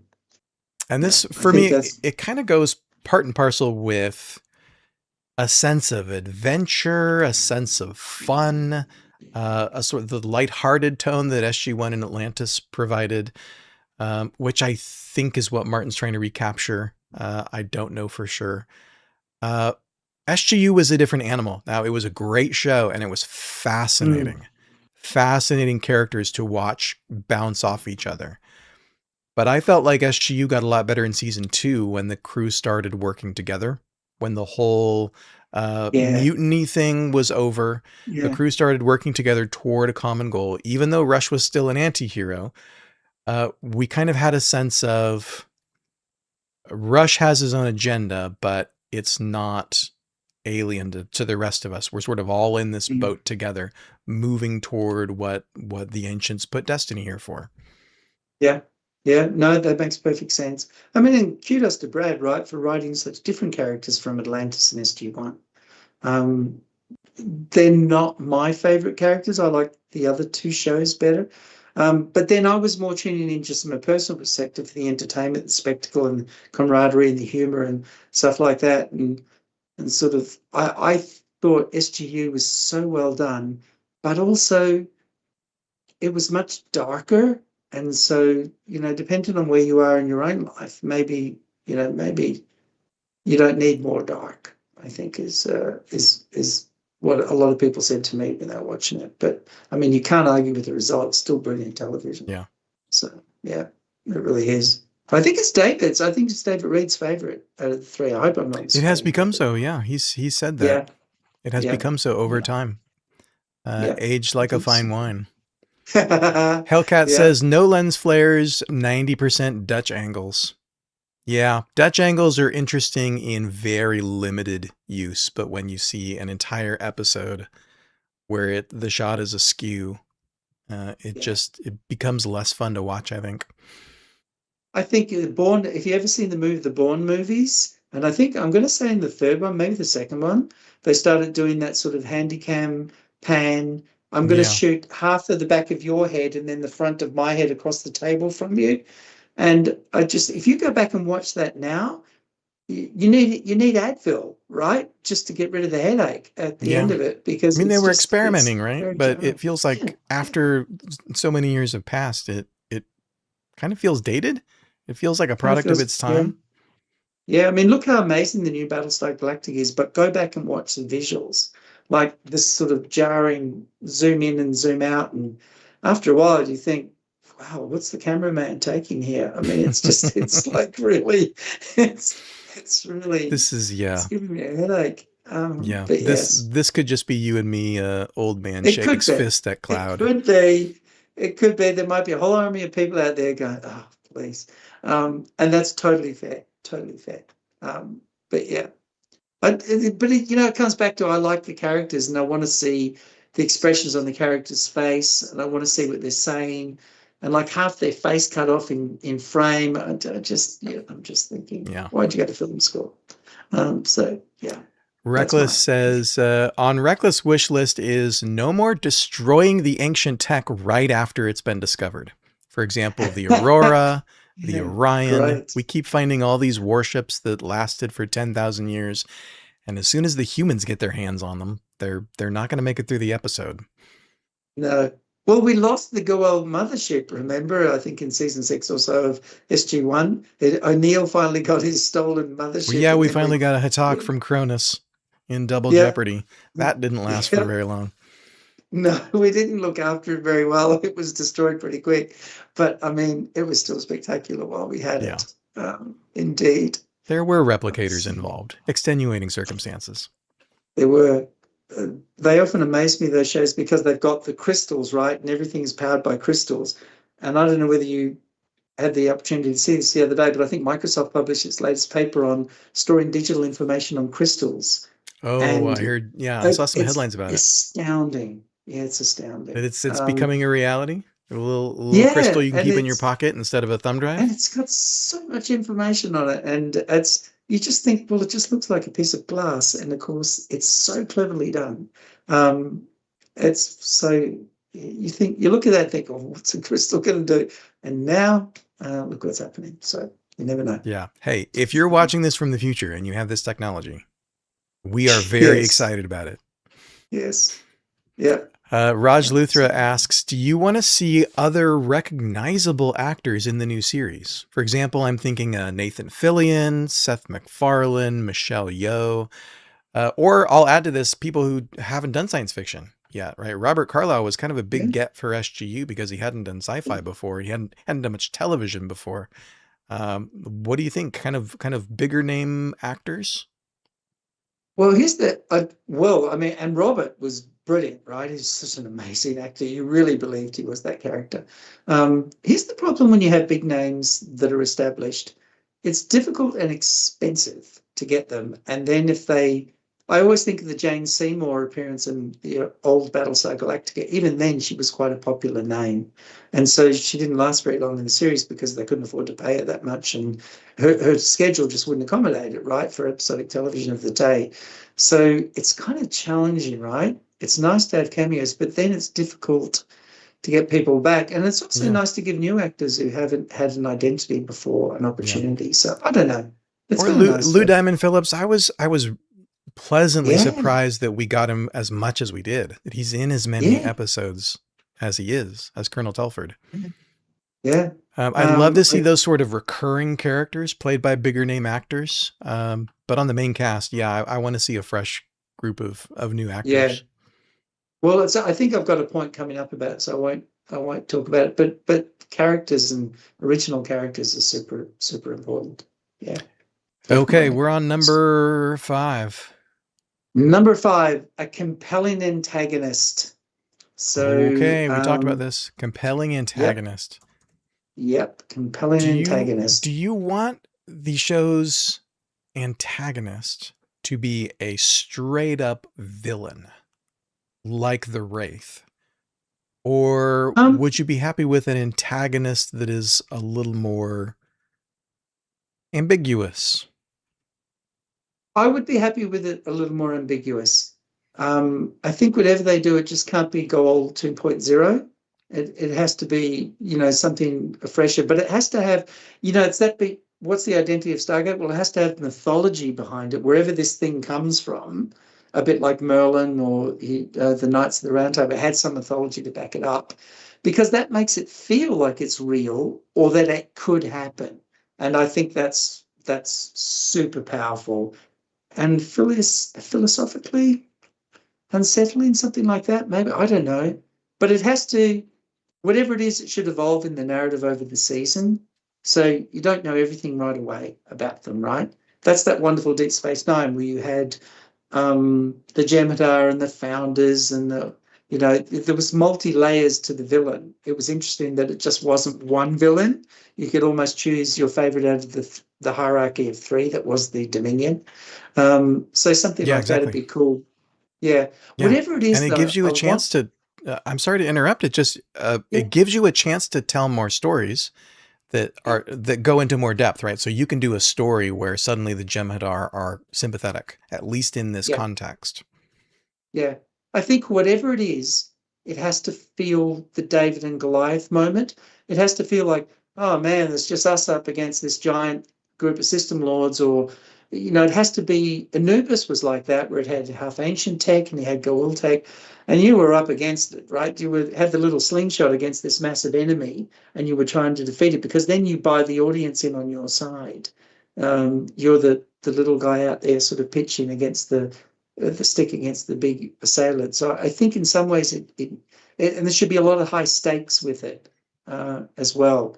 The only thing I think they should avoid is don't make Earth the hero all the time. What do I mean by that? Hmm. Is flying in on spaceships with transporters everywhere and guns blazing. I think it works. Stargate works better when you're a little bit of the underdog, and when you get this problem. Yeah. It's that wonderful bit in season 8 when Daniel said about the Ori to O'Neill, and he says something like I'm really scared about this. This is like so powerful.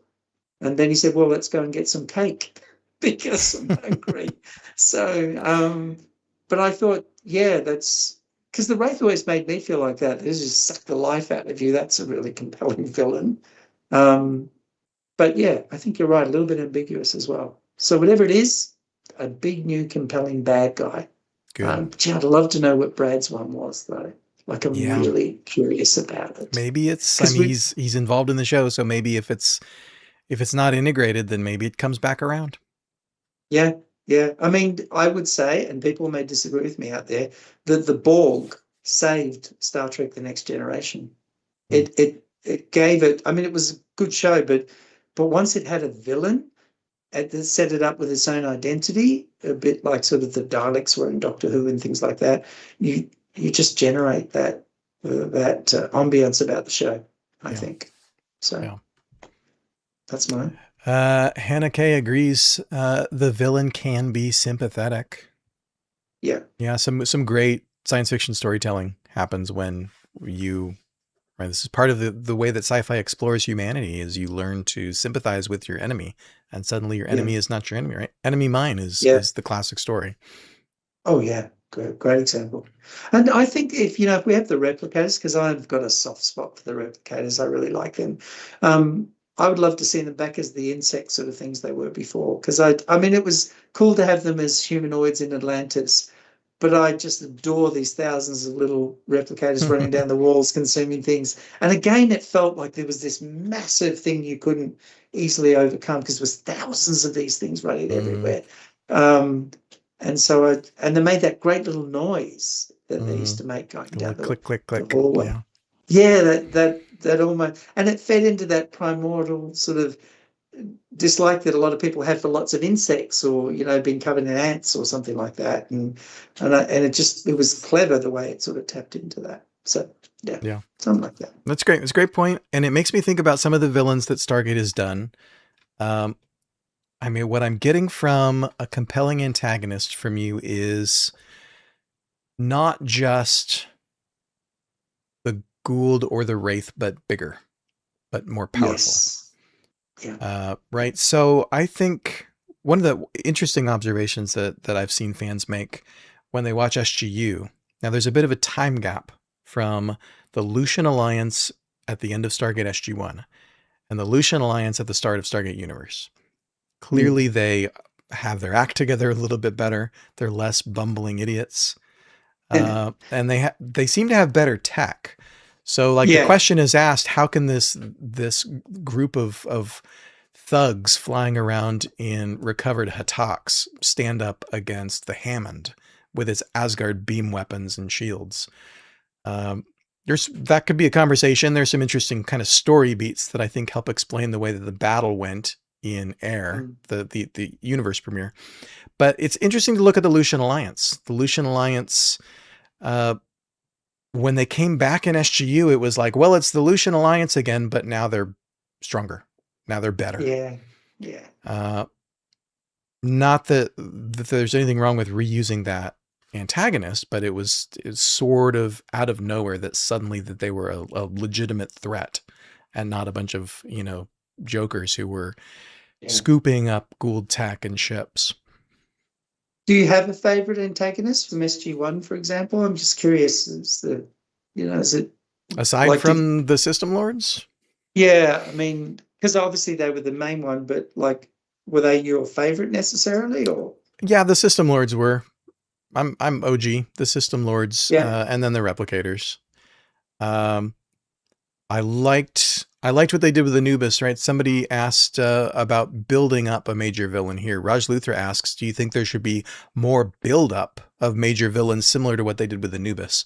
So they spent all of season 5 teasing Anubis, this new, powerful, Yeah. new but old, powerful Goa'uld who would return to the scenes, kind of operating in the shadows. We didn't know his name until we got to the later part of the season. I love that kind of buildup for an antagonist. Yeah. And then to see the System Lord's reaction when they hear Anubis' name at the summit. Yeah. It makes for a great beat. Yeah. And that's that. But there needs to be a reason, right? This existing villain that but now they're bigger and more powerful. It needs to be rooted in something. It needs to not just be somehow Palpatine returned. Yeah. So with Anubis, it made sense because we were establishing the lore of the ancients, the lore of Ascension, and the fact that the galaxy's littered with ancient technology. It made sense that there was this villain who figured out how to use ancient technology. And suddenly he could, wipe the galaxy with the System Lords. Yeah. No, that makes sense. That makes sense. I like the Anubis super soldiers. I thought they were very cool. Yeah, the And Cold then again, Warriors. it's because they felt almost invulnerable. And you'll remember the episode where Carter was on the planet and trying to kill one of them. And this one sort of thing was almost indomitable and unstoppable. And it had this great sense of, well, somebody find a way of killing it. And I think it's really important that sort of antagonists and villains have that. So, yeah. For sure. Okay, we're coming up on 2 hours here. We can put the pedal to the metal. How much time do I have you for? As long as you need, sir. As long as you need. Okay, so you don't have to run off. See if we can get through our Nope. lists here. My number Okay. 5, I want to see, and I think I speak for fans here. I want to see a Goldsmithian score. Stargate, part of the identity of Stargate is its sound, right? And the music of Stargate all throughout all 17 seasons was Joel Goldsmith. Joel, of course, is not with us anymore, which is why I say Goldsmithian score. Something that it doesn't have to sound like Joel's work. It can, of course, it should have its own identity from whomever the composer is. But part of a show feeling like Stargate, feeling like it fits in the world, for me as a viewer, is it has some of those tones, right? That quality to the score, the use of brass and woodwinds that Joel does so well. I'm not a musician, so I'm having trouble articulating this one. But what do you think? I think you're absolutely right. I mean, and the wonderful thing about his theme is it's identifiable from anything else. It's not like Star Trek, it's not like Star Wars. It's you hear it, you know instantly what it means. Um, I mean, what a loss, right? I mean, what a loss for Joel. It's crazy. But And David Arnold as well, right? Who scored the feature film? It's I know. distinctly Stargate. Yeah, It's very different from Joel's work, but it's still so iconically Stargate. I it's I a bit like I have been caught humming in the kitchen. That sort of, the Roz theme where it's the yeah, dissonance of da, yeah, da. yeah. It's like I even remember the theme he did for 100 Days, which is one of my favorite episodes as well. And I just it was that beautiful melodic, sort of calm tune. It's great. I mean, I'd love them to get. Gosh, it probably cost too much, but I'd love them to get someone like Howard Shore, who did The Hobbit and The Lord of the Rings. He did an Sure. amazing job on that. Someone like that. Don't know what that would cost. Probably more than $10 or $15. But I mean, it would definitely be worth it if you could do it. Um, it, music is so important. When they made Back to the Future, they didn't have a lot of money, and so Right. one of the things they decided to spend their money on was the soundtrack. They said if it sounds grand and it's got a really great theme to it, the movie will feel much higher budget than it actually is. And I think they delivered that in spades when they did that, and it's beautiful soundtrack, and it worked. It does make it feel larger and more grand. And so, yeah, if they could get someone that was like Joel, and I hope they pay some homage to him as well, a bit like Star Trek when they bring the theme in occasionally, Yeah, that or the Raiders that's a March or great something idea. from it. You've got to do Yeah, little that. I mean, melodies, little it's cues that yeah, are kind of little evocative of cues. Joel's. Yeah, Yeah. yeah. So Andy so Andy what do you Pa think that says was? Kevin Kiner was also a great Stargate composer, Yeah. and right, there are a lot of super talented composers that are working in streaming television today, right? Mm, Your Bear McCreary's, your Michael Giacchinos. There's a lot of yeah. talent out there. I'd love to see some of And those guys get a crack at an authentically Stargate score. yeah. I mean, didn't they for Seth MacFarlane's show, The Orville, they had live orchestra to do each episode.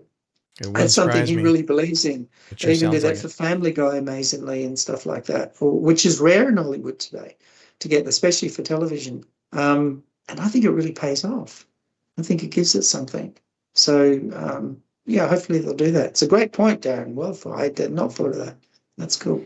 All right, number 4. That's really cool. Uh, this is kind of one that you've had, which is a core team with strong chemistry. So I would call this champagne casting, right? Let's go out and find the right people to fill these roles for the right characters. Let's not do the Disney princess formula on it. Let's just go and get the right people for the right experience. Um, Now, is whether this more that's about the characters or is this more about the casting?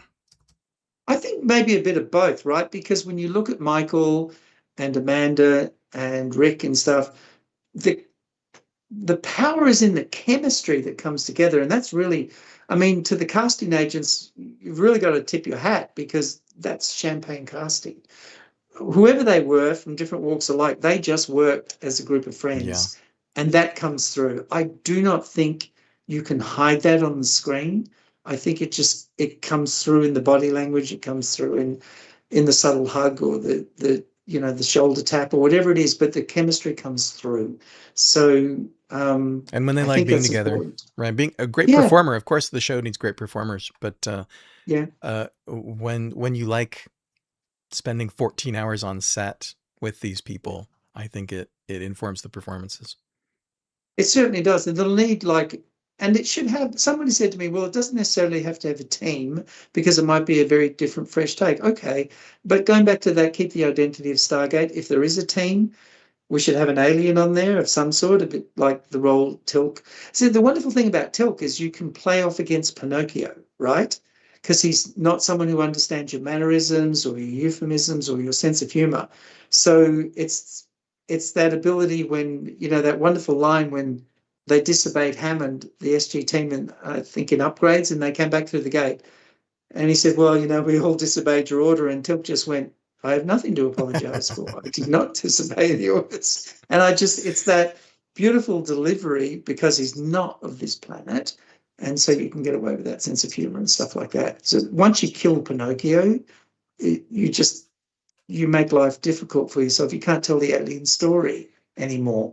And so I think that's super important. Yeah. And I hope they keep I hope it's an antagonist who's mythological, so that we have an archaeologist or a linguist or somebody that brings in that side of life as well. I'm not asking them to repeat SG1, but just to have something in there.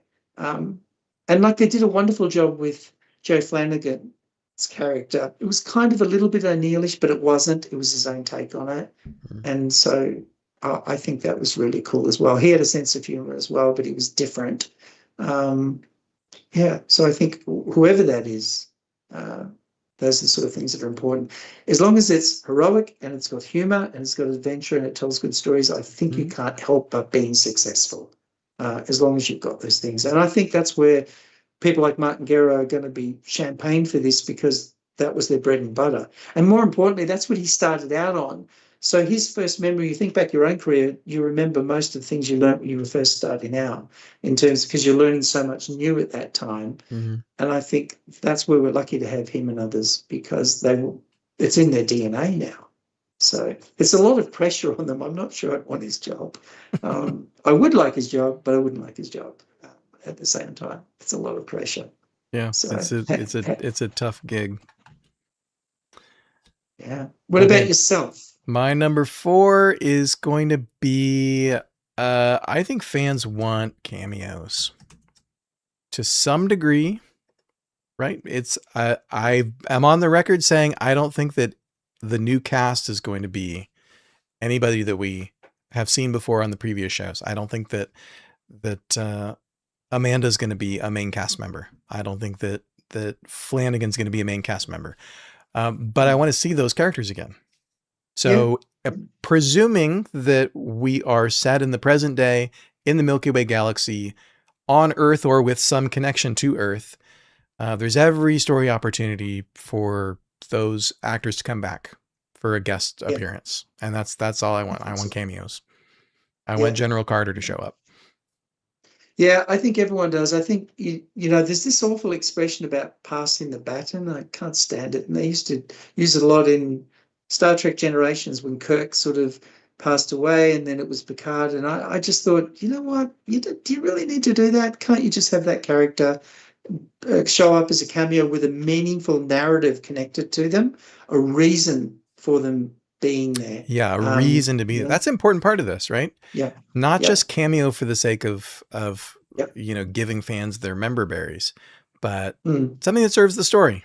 And if we're continuing the canon, and if this is the bigger lore of the world that we're operating in, again, we're kind of presuming a lot about the new show and what it is and where it might be set. That there could be opportunities for these characters to come back in. But I'd have a real tough time if we got all the way through a first season and we hadn't seen any appearance by any main character from a previous show. Heads might roll. I think fans want it. I think that. In fact, I have virtually your point as one of mine going towards number 1. But I will say this now, and that is, please don't do what they did on A Force Awakens, Mr. Abrams, where they had Carrie Fisher, Mark Hamill, they had all the principal characters and Harrison Ford, and they never once used them on screen together. They didn't put them together. Once. They gave them all their own stories. Yeah. But we never saw them together. And I think people were intrinsically disappointed. Even if they hadn't have had a lot of scenes where all 3 of them were together in the same one, give the audience something there. They waited 40 years for those narratives to be continued. Give them something. And then, of course, we lost Carrie Fisher tragically and what have you. So we didn't get that chance in the end, really. So it was disappointing. So the dice, the cast, use it. The dice at the end of The Last Jedi was a nice little beat, a nice little momentary, very fleeting interaction between Luke and Leia. but Yeah. it needed to be more.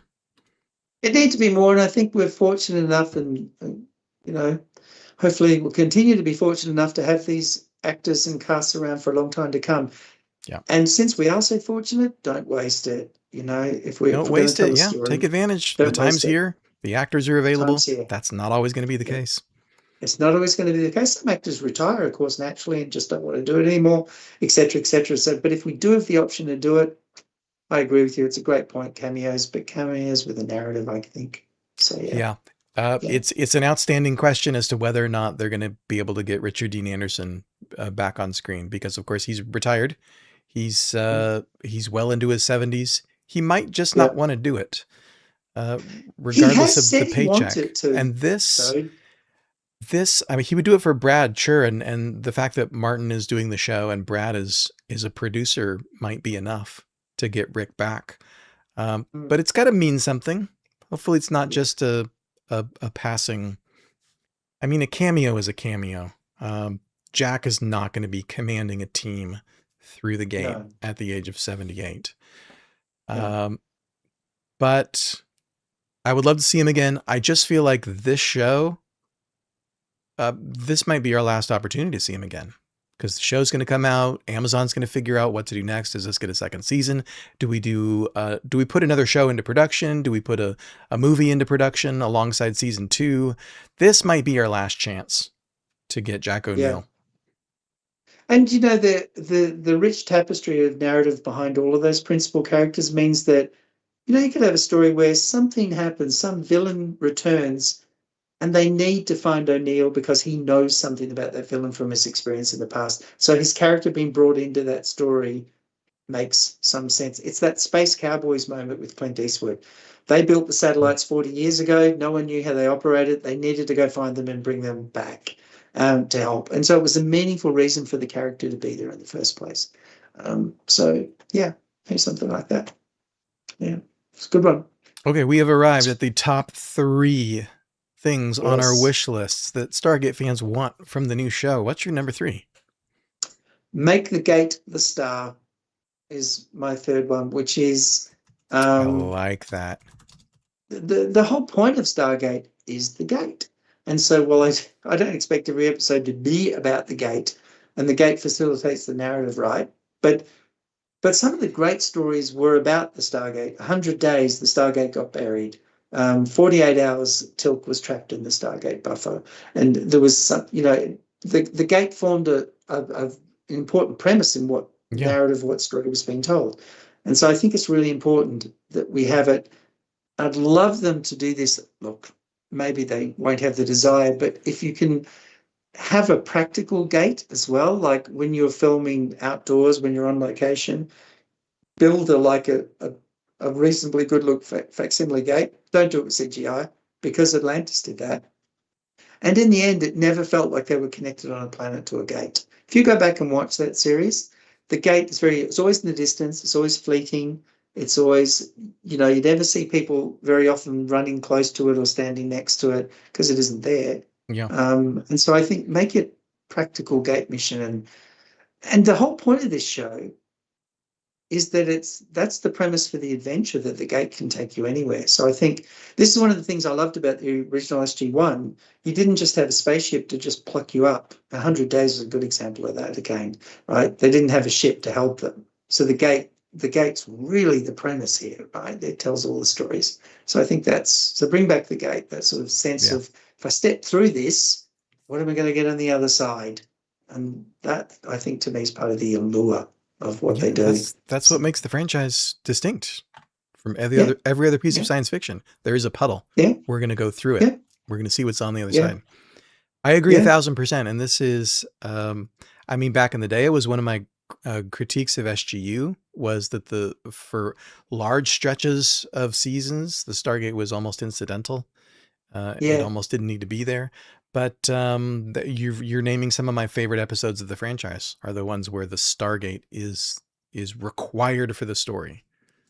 Yeah. It's a I think matter my of favorite time. one. It's Yeah. The Last Man. You can't tell those stories without the Stargate. Exactly. Yeah. It's exactly right. That's the reason you're there. So that's Yeah. ES Penny Haug 2716 says, remember O'Neill was cloned by the Asgard. Absolutely right. I should have said this might be Yes. your last time to get Richard Dean Anderson back on screen Mm. as Jack O'Neill. But O'Neill can live on. Hey, let's tell a story with Michael Welch as a young O'Neill clone. Yep. I mean, there's so many stories out there to tell. It's because it hasn't been exploited by 15 television series since. I mean, this is a very rich, fertile storytelling ground, I think. Yeah, and it's because they did 22 a year, and the way that Mm. those writers told stories was, let's leave something on the table. Let's not Mm. kill off all the guest stars and tie up all the storylines. Let's leave one little thing that we could go back to. If in a Yeah, year or 2 or 3 we've got another idea and it fits there, then the thread is there. We can go back and add to the cloth, add to the yeah, tapestry. So the absolutely. result is, right after 354 episodes, there's so much to be done that could be done. Yeah, yeah, very true. Very true indeed. I love it. Okay, we're setting each other up very well here. We are. My number I 3 is notice as also we gate get related. down, as we get closer and closer, we're getting very close to the same idea. This seems really Yeah, we're interesting. zeroing in on the Yeah, core of this. yeah. Trivia for you and for the chat. What was Martin Lloyd's original title for Wormhole Extreme? The network likes X in the titles they get, right? If you put X in the title, it gets higher Mm, ratings, says the network. What did mm, Martin want to call Wormhole Extreme? Anybody remember? yes. I don't remember. I can almost see him talking about it too. Yeah, I He don't wanted to remember. call the show Going to Other Planets, Going to other planets. which I think is it's such a perfect Martin Lloyd line. It's just It so was. lacking Yeah. in self-awareness. But what I mean by this is I want to see the Stargate in the new Stargate show. I want to see it get used, and I want to see the team going through the Stargate to other planets. Yeah. Ships are great. They add a lot to the storytelling possibility, to the fabric of the universe. Earth-based stories have their place. Or maybe it's not Earth, maybe whatever our home base is, Atlantis or the Alpha Site. You can do a story that's set on your standing sets. That's great. But I think the show should be about using the Stargate to go places and explore. That's what's in the title, right? So yeah, absolutely. Yeah, that's That's why the show is sufficient. called Going to Other Planets. Yeah. I love that episode with Martin. That was wonderful. It wasn't that the one where Hannah he Kay got said, it. yeah, where Good job, they Hannah. did some sort of thing about O'Neill and Carter, and they said, well, who would tell a story where you just tease this all the time but never resolve it? I just thought it's perfect. It's Jeremy just perfect. Foucher Goulet also got it. Going to Other Planets. Oh, now I got to read all your usernames. You all got this. Vanessa Lucas, Going to Other Planets. Good job. Yeah.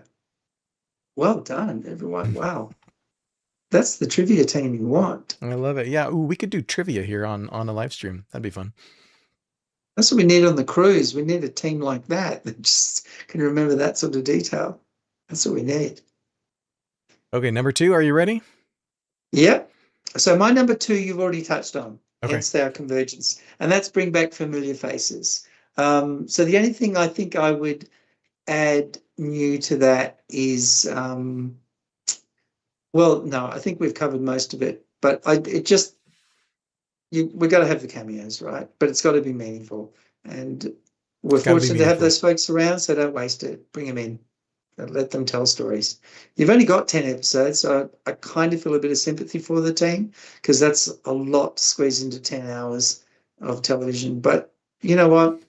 That's what people come back for as well. You'll get new people, but there's a lot of fans here that will be tuned in, and I think that's super important. So yeah. Now, when you say Um, familiar faces, again, I'm thinking about this in terms of guest appearances, something like Michael Shank's role in First Contact and The Lost Tribe in season 5 of yeah, Atlantis.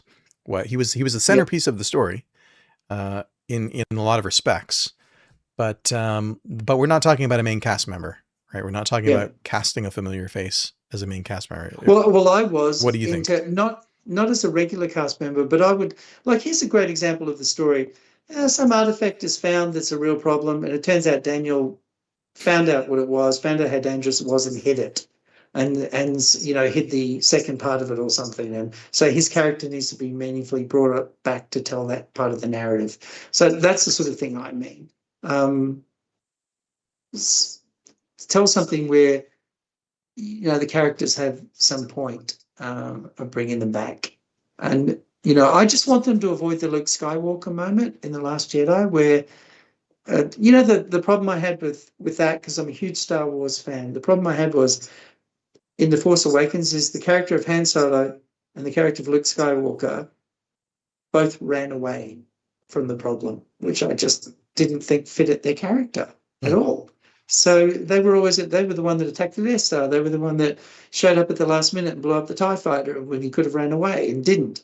And then all of a sudden these two characters have gone and just went, oh, I've had enough, I'm going to live on an island. In the intervening years, yeah. Yeah. And I thought, well, people do change, and that's a meaningful part of the narrative, and I respect that. But I just felt that's not what audiences would have expected. And Mark Hamill himself said, I fundamentally disagree with every single thing you've asked this character to do.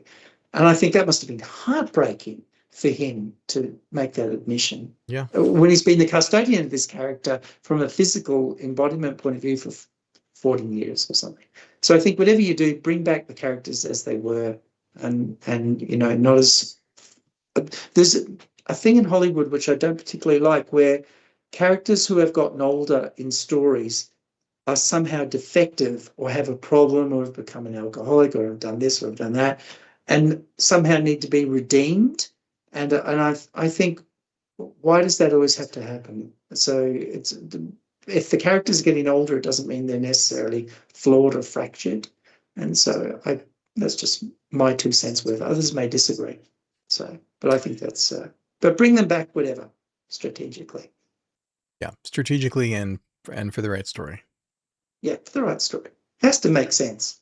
You're absolutely right. You can't have Neil at 75 years of age leading an SG team. Although I'd probably still enjoy that, but still, I mean, the nostalgia kick would be amazing, but still, Vanessa Lucas says only 10 episodes. We should be clear, we're spitballing when we say 10 episodes. Yes. This is not confirmed, but Martin Garrow kind of accidentally seemed to let it slip in the live stream that he did with David and I. So it's probably a safe bet at this point that it's going to end up being confirmed at 10 episodes, but we're not confirming that yet. No, I should just add there, I said 10 because that's mostly what I've observed Netflix and Amazon do that with tends other to be the television pattern. shows. Especially when it's 8 getting to 10. a big, healthy budget like this. Yeah. It's going to be a prestige streaming series. Yeah. So my number 2, Number let's see, 2. where are we at here? Number 2. Okay, we're getting down to it. I swear I didn't look at this ahead of time. We're just talking about more episodes. Nice segue. Segue. Okay. This is probably, of all the 10 on my list, this is the one where I say I'm attempting to convey the desire of most fans that I've seen. I am looking forward to a 10 episode season. I would love it if it was 22. I would love it if it was 22. But it doesn't bother me that if it ends up being 10. It doesn't bother me. I think most fans want more episodes, more than 10. What do you think? Yes. 1000% yes. I see it all over the place, right? I want more episodes that are cheaper, right? Yeah. Worse visual effects. If they do, yeah. Whatever it takes. Shows if you want, right? You've got the sets, do bottle shows where shows are essentially set inside the set, because save a little bit of money. But some of my favorite SG episodes are bottle shows. The one where the Return come to Earth and stuff like that. And the one where, I can't remember the name, where where the mimic devices are used and they take over the SGC. In I Foothold. can't remember. Foothold. Thank Yeah. you so much. Yeah, Foothold. One of my favorites of all time.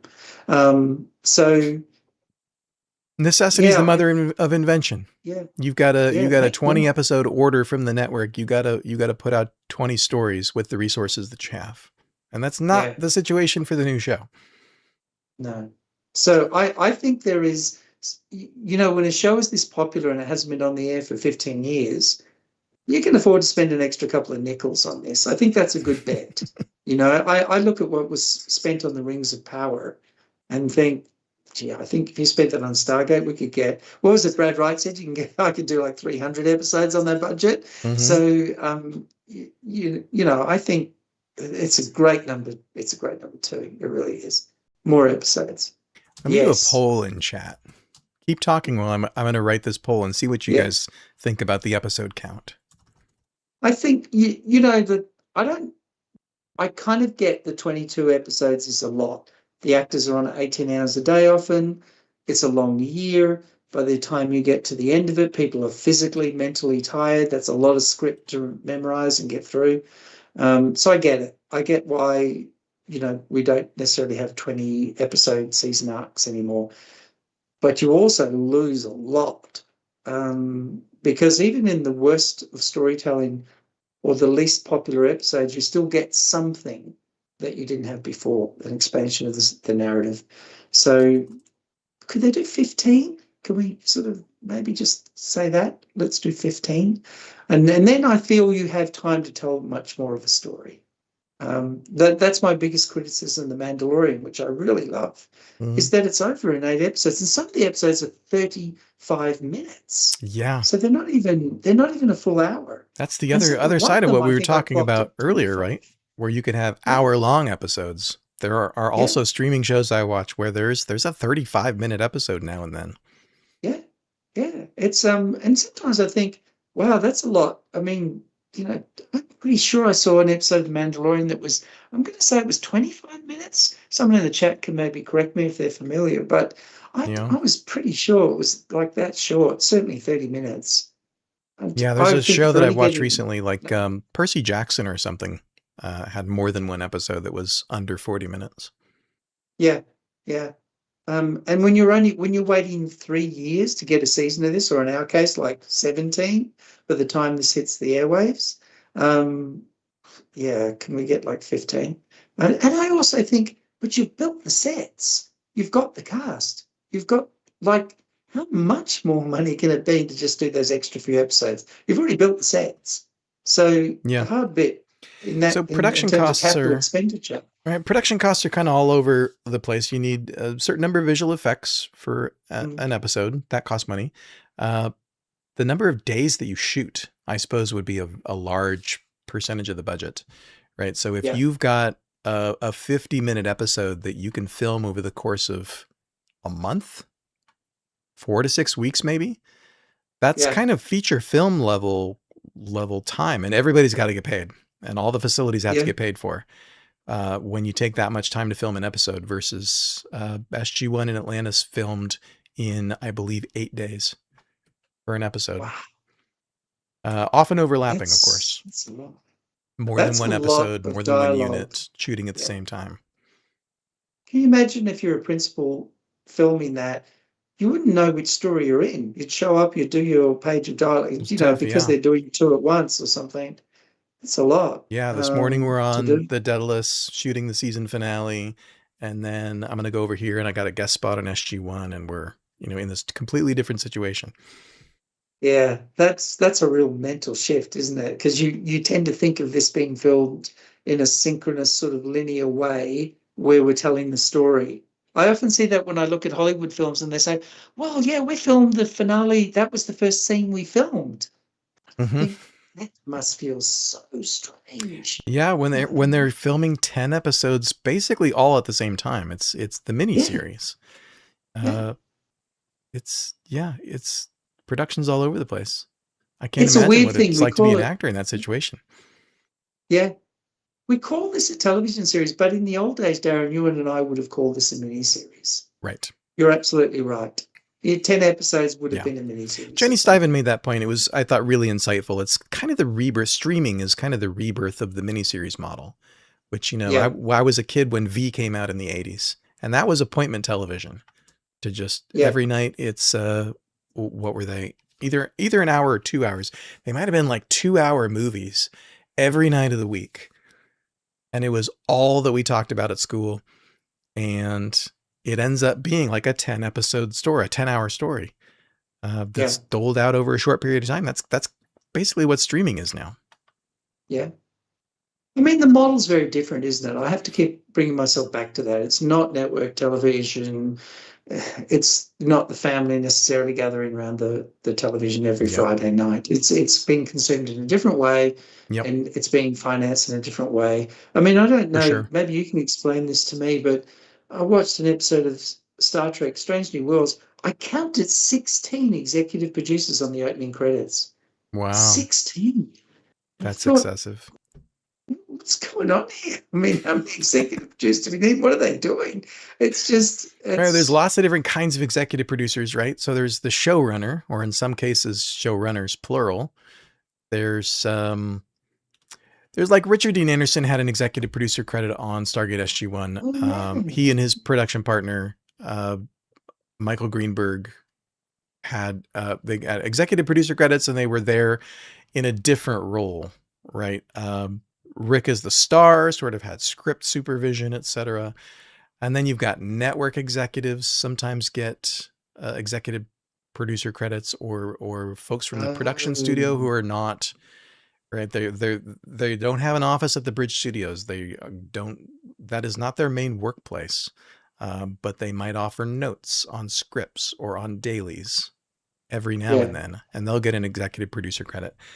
16's kind of getting up there. I don't know a whole lot about the it's a industry, but I feel lot. like by the time you hit 16, it's a sign that something's not quite right with the production, that maybe they've had to replace a bunch of people and they're still getting credit for the people that, Yeah, somebody else has to do your job now. So we've got to double up on this or that, this role that gets an EP credit.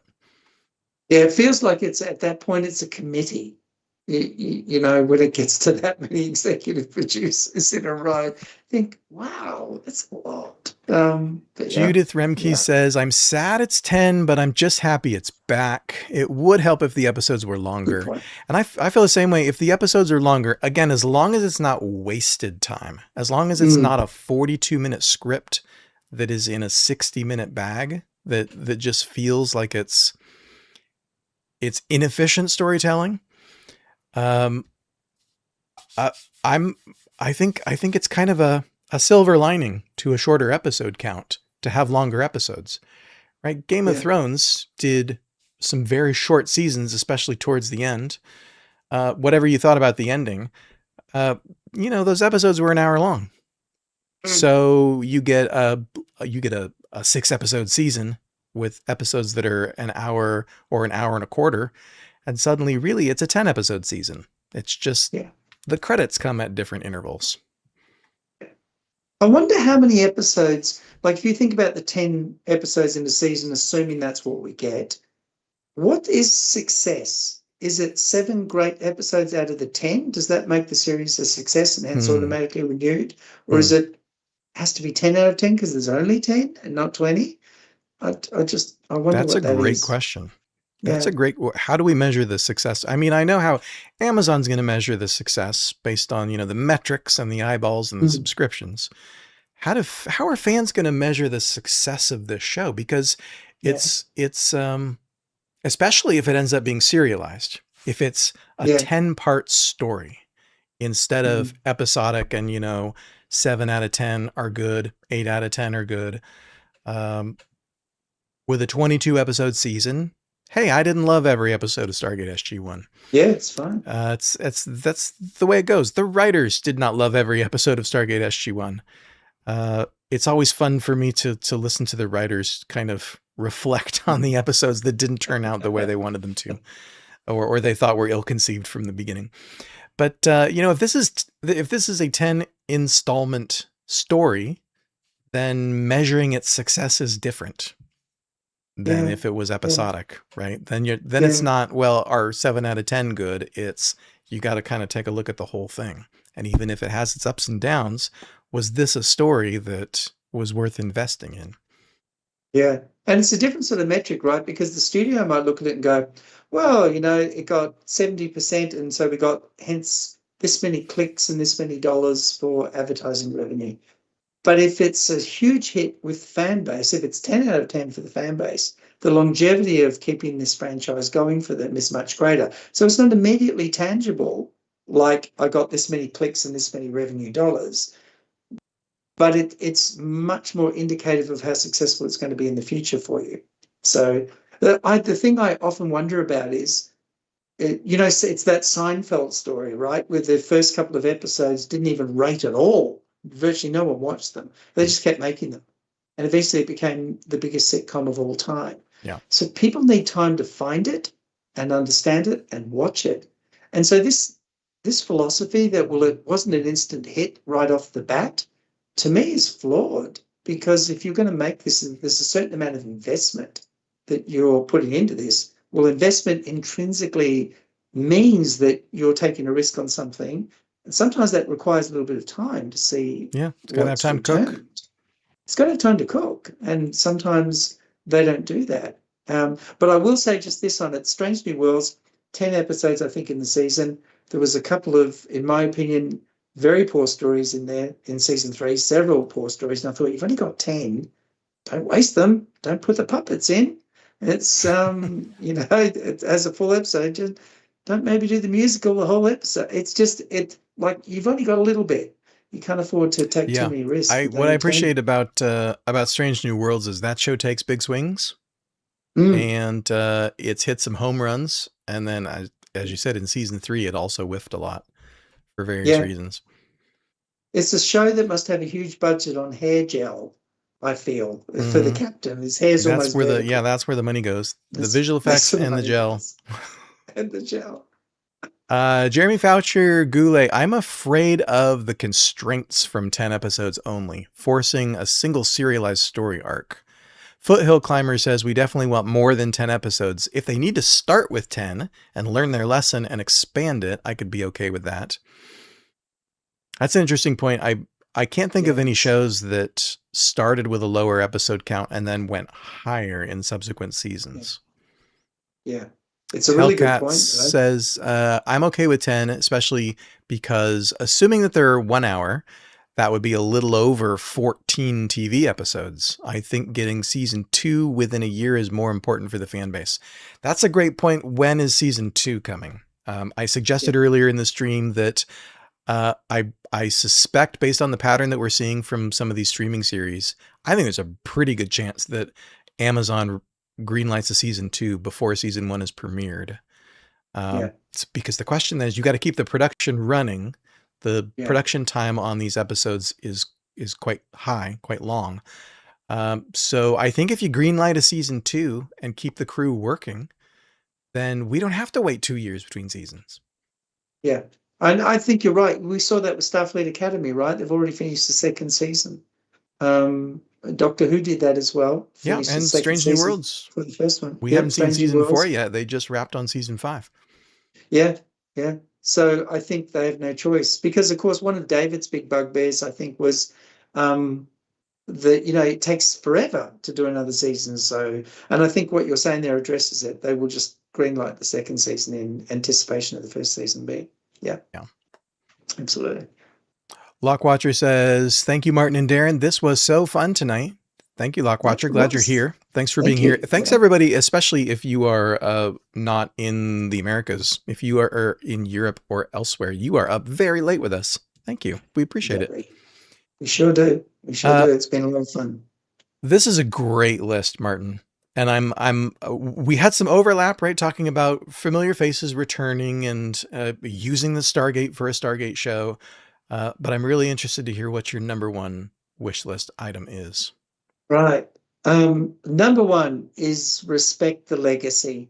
So throughout these top 10, I've sort of been saying sort of keep true to it and things like that. And what I didn't want people to think was that I'm saying we shouldn't take new risks.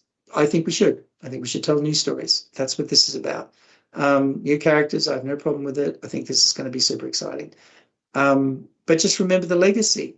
And I'm going to quote two examples of this. The first one, for people who might be familiar with the British series of Doctor Who, the latest two seasons, in my opinion, were not, how can I be kind about this? We're not strong. We're not strong. I would agree. And they abandoned the legacy of the show, just decided, I don't care about this, I'm just going to do my own thing. I felt Star Trek Discovery did that with the Klingons and a whole bunch of other things. And even showrunner at the time on Star Trek Discovery said, yeah, canon, yeah, we're doing our own thing. It's time to move on. And I think that's a big mistake. So I think respect the legacy, but don't be afraid or don't be trapped by it. Tell your new stories, have some courage, but don't diss on the past. Don't change, the past that much that the new stories, don't think that your stories are so powerful that it's worth dissing the old stories, I guess is what I'm saying. Yeah, this continue the legacy, right? This doesn't need to supersede it. It doesn't need to overwrite anything. Yeah. It's like, here's a great example. It's like, keep the Stargate disclosure, in my opinion. Keep the relationships with the Tok'ra and the replicators and all of those things. And if you want to tell more stories on that, that's great. But don't do like Star Wars, The Acolyte, where suddenly the Jedi were not such good people and the Force wasn't the Force. It was the thread, and just stop. It's just, don't do that. Respect the legacy, tell your own story. And I'm delighted to tune in and watch that story with you, but tell your own story. Yeah. And I don't think there's going to be a problem here, because I think Martin Guerra will deliver on his own story. And I think the right people are at the helm. Yeah. I have every confidence. So while I think this is, when I look back on this list, I think, should I have made this number one? Maybe not, because we have good people at the helm. But I thought it was worth saying, because honor what came before while you tell the forward story, is what I'm saying. It's a great number one, because I think in a lot of ways it summarizes everything else that's on your list. Yeah. In a lot of respects, your wish list here is about respecting the legacy. It's about taking Stargate as Stargate, and having fun playing in this world in a way that respects the world for what it is, and doesn't sort of scribble it out and try and make something new in its place. Yeah, I think let's have a new chapter we're excited about, and you don't have to diss on the old one to do that. And and I don't think they will either. I really don't. But I just think it's important. There's a lot of people invested. How many people do you see have done rewatches? If you're ever on X or whatever, and you're having a look through it, and you think all these people are doing rewatches, and you have Wormhole Extreme that are doing rewatch and stuff like that.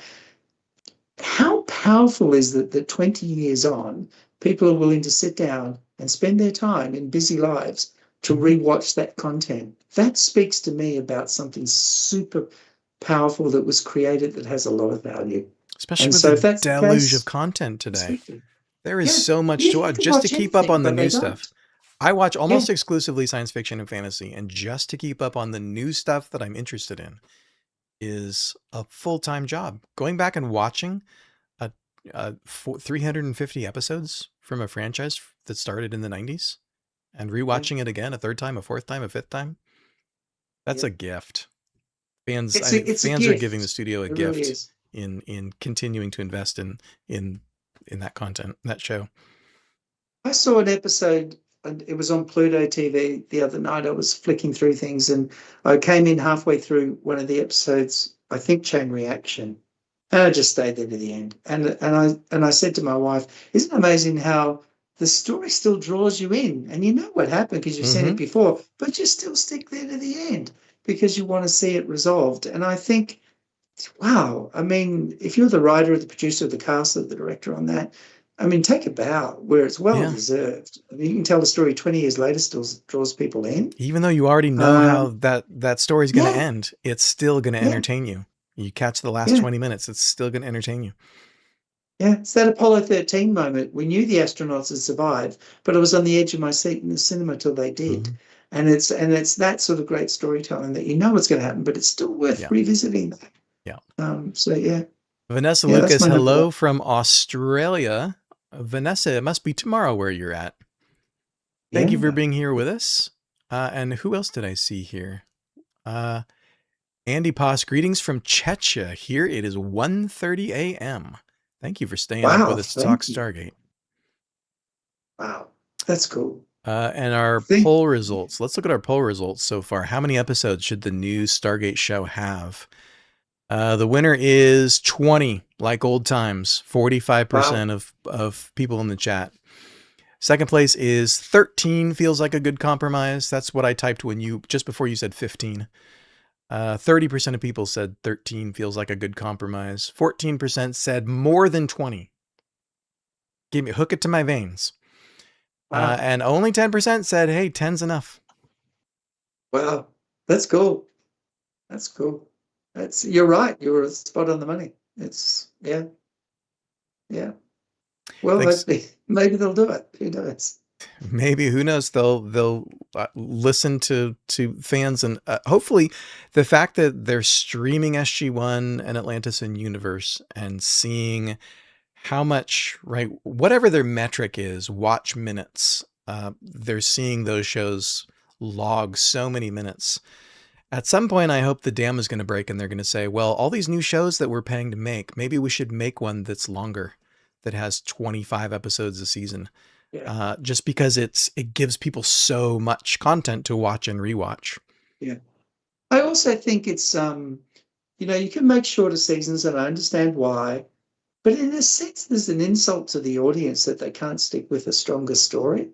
And if you look at the Harry Potter movies, for example, that shows that people are quite happy to stick with a story. In fact, I would argue that people are ravenous for more new Harry Potter content that they haven't got. In fact, that's why they're remaking that series. So to tell the longer stories that they couldn't tell because they couldn't fit all the It books wouldn't into fit the in the movies, movies. right? Yeah. Yeah. So I don't think it's deliberately insulting. Perhaps that's the wrong word, but it's misguided that they don't think people can keep up with a complex story or wish to follow a complicated or an involved story arc. Because I think they do. I think the show proves it. That's why people are there. Judith says, I used to leave Stargate on while I was away, just so Prime would think I was watching. Oh, isn't that gorgeous? That's a good trick. That's cool. Just turn it That on, is yeah, while you're cute. doing laundry or while you leave the house to go to the store or go to work. That's really cool. ES Penny is in Norway. Welcome from Norway. Right on. Glad you're here. That's a beautiful. We've got a few part more of the things to world. do here. I'm going to do my number one, and then I've got a couple of goodies sitting here next to me to unbox. Yeah. And Martin, you Cool. can stick around. I know you're going to want to see these. You can stick around I if you will. got time for it. Yeah. But my number one that I think Stargate fans want, this is me kind of trying to sum up all of the above. Adventure and fun. Yes. Good one.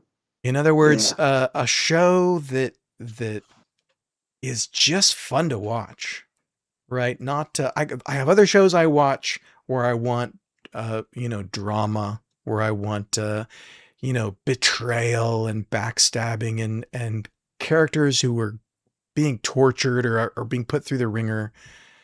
I want a Stargate show that is fun to watch, that is appointment television for me and my family, because it's just a rip roaring yarn. We're gonna go on an adventure.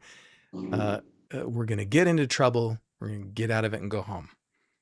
Yeah. That's what I want for the new Stargate show. Perfect. Yeah, absolutely. That's gold, Darren. That's gold. I mean, I think that's it. And something you can sit down with the family too. But that's rare nowadays, right? That's rare. Yeah. I love that. I love that. That's exactly. If I get nothing else but that, it's the Indiana Jones principle. We all know he discovers the Ark of the Covenant and all the rest of it, but it's a great yarn, right? Riding Yeah. along with him for the whole time, and it's what makes you go back. So it's If escapism. we get nothing else, I mean, now that we know that the new show is not going to be a reboot, it's going to be set in the universe that we know and love. Yeah. It's almost that if I get number one here on my list, I don't care about the rest. I mean, I care. They're on my list for good reasons. But if we've got a show that is completely, set in a different galaxy with nobody that we know, Yeah. right? Cut all these things off the list. Well, a lot of these things off the list. If it's a fun adventure show that uses the Stargate, I'm in. Yeah. Let's see what the story is. Yeah. Absolutely. I mean, just to have something new and something that's fun and an adventure to tell. I mean, that's the ask, isn't it? I mean, at the end of the day, it's a television show. So if you're going to make it one that's fun. That's the whole point of the entertainment genre, right? I do find sometimes, and lots of people on the chat may disagree with me, I find that a lot of science fiction is too dystopian now. Yeah. It's all about, there's a virus that's killed everybody, or it's the end of the world, or something like that. And I think given what the world went through with COVID and all the rest of it, I think if you look back in the original Star Trek series, it was hopeful. What was that wonderful line in First Contact? Well, mankind's evolved beyond the need for money. It's about the pursuit of our own growth now. It's about how to, make yourself better. It's not about the money or the food. And it's that, well, I think Gene Roddenberry said it, didn't he? He said, in the 24th century, there will be no more hunger and no more greed. And I think that's, maybe just a pipe dream, but at least it's something that gave the show a great air of optimism. That optimism is interesting to pair those two things together, right? Because one of them, hunger, is a social political problem that hopefully we can solve. And the other one, greed, is a moral and ethical problem. That's about changing who we are as people, how we relate to one another. Yeah. That's and great. this sense that, that things will get better, this sense that things will get better, I think was core to Star Trek. And I think the world needs that a little bit too. They certainly need somewhere to escape to that's fun and adventure, to your point. I think that's the best thing on the list of all 20 I think things. you're right. Dystopian TV has been kind of a fad. I don't know if it's been since 9/11, but the sort of trend of dark and gritty across television has been a thing. And I hope, I don't know if it's true, but I hope that in the post-COVID world that we're ready to sort of move on from that. I hope so. I want more fun. I want to have a good time, not just be entertained, not just be, compelling drama is great too, but I want to have fun when I watch a show like Stargate. Yeah. And Star Trek. You want to tune in for a reason. It's uplifting, it has great adventure, maybe really nasty villains, etc., but it doesn't have to bring you down all the time. It should lift you up a little bit. So Darth Vader was a terrible villain in terms of he was a scary dude when I was 13 years of age, but it was a great story, right? In the end, it was just this wonderful adventure. So I think it's right. All right, everybody, these are our lists. What are your lists? What's on your list? Put it in the chat. If you're watching this after the fact, put it down in the comments below. What do you agree with? What do you disagree with? What do you think should be stricken from one of these lists? Or what did we not talk about that you really want to see from the new 4th Stargate series, which is now in production for Prime Video? It's in pre-production. We know that the writing staff is busy at work in Southern California in the writer's room, crafting whatever it is this show is going to be, with an eye towards beginning principal photography in the fall. Stick with GateWorld.net for more news on the show as it's in production. I've got some goodies to unwrap now. Yes. I'm gonna turn on my overhead light for my overhead camera. So it'll take me 2 seconds. Talk to the people for a moment, would you? Okay. Well, look, thanks everyone for tuning in. Lots of people from around the world here. Super appreciate it. It's really good. It's a lot of fun to speculate. I mean, we don't know what it's going to be, of course, but hopefully people have enjoyed thinking about it, and maybe there's some inspiration for people in the writers' room. Even who knows? Okay, we got this guy. I know that little fella. Got this guy. Stickers available on GateWorld.net. Oh. And today we're opening first the Asuran Cruiser from Master Replicas. Awesome. I got 2 of these in the mail, not 2 of this ship, but I got the 2 things that were opening today in the mail yesterday. So they are hot off the presses. And these are the last of the pre-orders that I've been waiting for since the end of last year. So now that these are in my hands, I'm excited to see what Master Replicas is going to announce next, because they're finally caught up on the pre-orders. Yeah, because one of mine arrived just the other day. Took a while though. Yeah, I don't know what the delay was on these. It's Now this nice. is a ship unlike any other that Master Replicas has done. This is the Asuran cruiser. Of course, the Asurans are the Pegasus Galaxy replicators. And as far as we know, with their warships, the bigger ships, they just copied the Ancients. They just have the Aurora class warship. But with the cruiser, so this is a smaller ship that we see in just a handful of episodes. I don't think we ever saw a Lantean cruiser. I've always wondered if they copied this one from the Ancients, or if they developed their own ship design. That is crazy detail. Wow, Yeah, detail looks great. it's amazing. Yeah, I'm done very a very glad that nice it's job. not all one color. Yeah, yeah. Right, we've got some browns in here. We've got some darker grays. We've got the way that they do the sort of camo speckling, right? The kind of, it almost looks like digital camo, but they make it, I think, to make it look like metal plates on the hull that are Yeah, catching the light differently. that's cool. That's very cool. And then I'm also, one of the first things I'm noticing is these antenna arrays. There's one forward and one aft. And then you got whatever these guys are on the back. And the forward, I don't know, are these weapons? Maybe. There's two here. There's two here. And then all this business up in the front.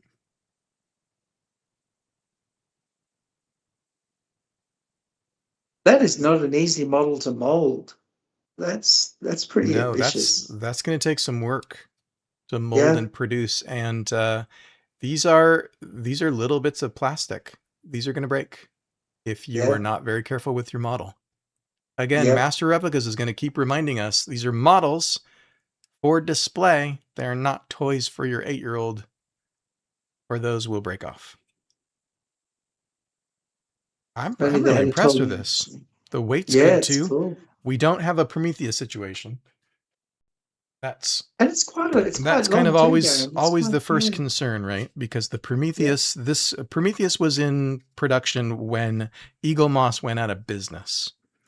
So this was kind of the handover period where they were Master Replicas was trying to figure out, who their vendors are going to be, how they're going to do quality control, and Prometheus suffered for it. This is very light, very plasticky.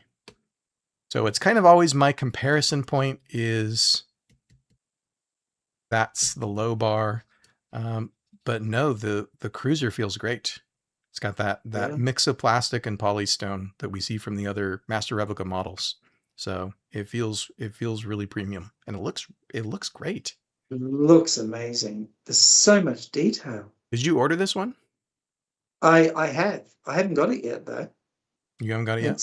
That's no, not that one yet. I think I have the other one that you'll be showing. That one arrived yesterday. Yes. But And these, I yeah, don't remember how far apart I pre-ordered them, but I got, yeah, they're two separate orders. They're two separate tracking codes, but they actually showed up in the same box. yeah.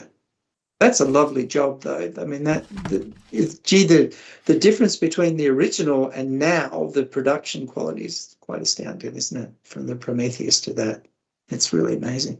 That's a nice job. Yeah. So here's our stand. Let's just look at this on the stand real quick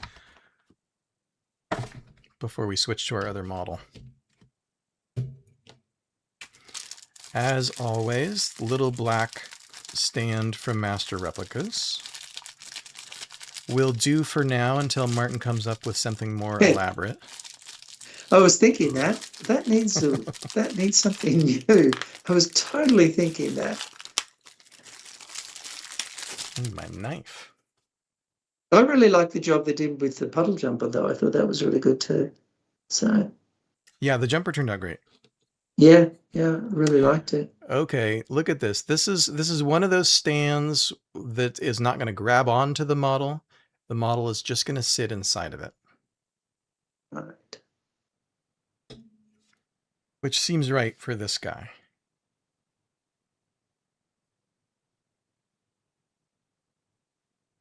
As your That's collection grows, that's Darren, how are you going to secure. display it? That's not wobbly. I like that it's not going to fall off with a stiff breeze. Yeah, Just got to try and not break it while I'm holding it sideways. I'm going to break off these antennae. it's Yeah, it looks like nice. it's supposed to go in this one specific spot Yeah. right here by these struts.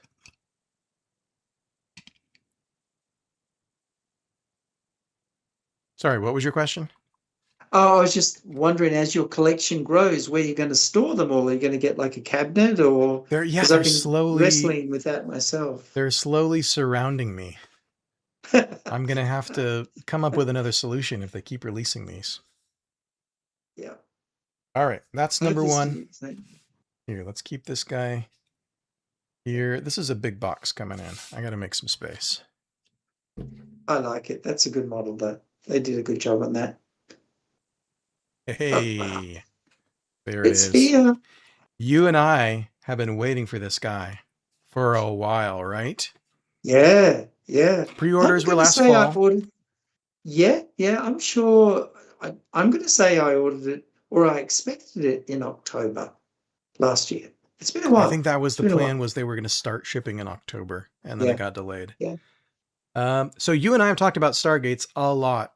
You have made these fantastic display stands to replace what we're about to see. This is the Atlantis Gate Room stand. And we've talked about the fact that when Master Replicas first did the Milky Way Gate, it was, in my opinion, decent. It looks good, straight on, but it's not as thick as it ought to be. It's missing No. that central core, which they fixed with the Atlantis Gate. The Atlantis Gate has the three-dimensionality that I think it needs and is more screen accurate. Yeah, it's much thicker, the Atlantis one, much thicker. I'm going to tell you exactly how much. I think it was 9 millimeters versus 17. Why do I know that? Because I design the stands. But that's the only reason. Otherwise, I The have a laugh. outermost part is But 17 millimeters yeah. Yes, because it yeah, kind of tapers in at the center. yeah, Obviously, when you're making a stand, you have to make it for the widest part of the gate. the widest part. Yeah. Otherwise, it won't fit in. I think because it says Series 1 on the SG1 gate, I think there'll be another one at some point. I think they'll produce a thicker one. I could, yeah, if they redid it in this style, they could probably Mm. wrestle another $50 out of me. Yeah, they could do that for me. So Oh, Ocean Stars says, please open the box. I gotta go to sleep. Sorry. I know we're coming up on 3 hours here. Nope, not that one. There it is. So yeah, Destiny Stargate First Edition.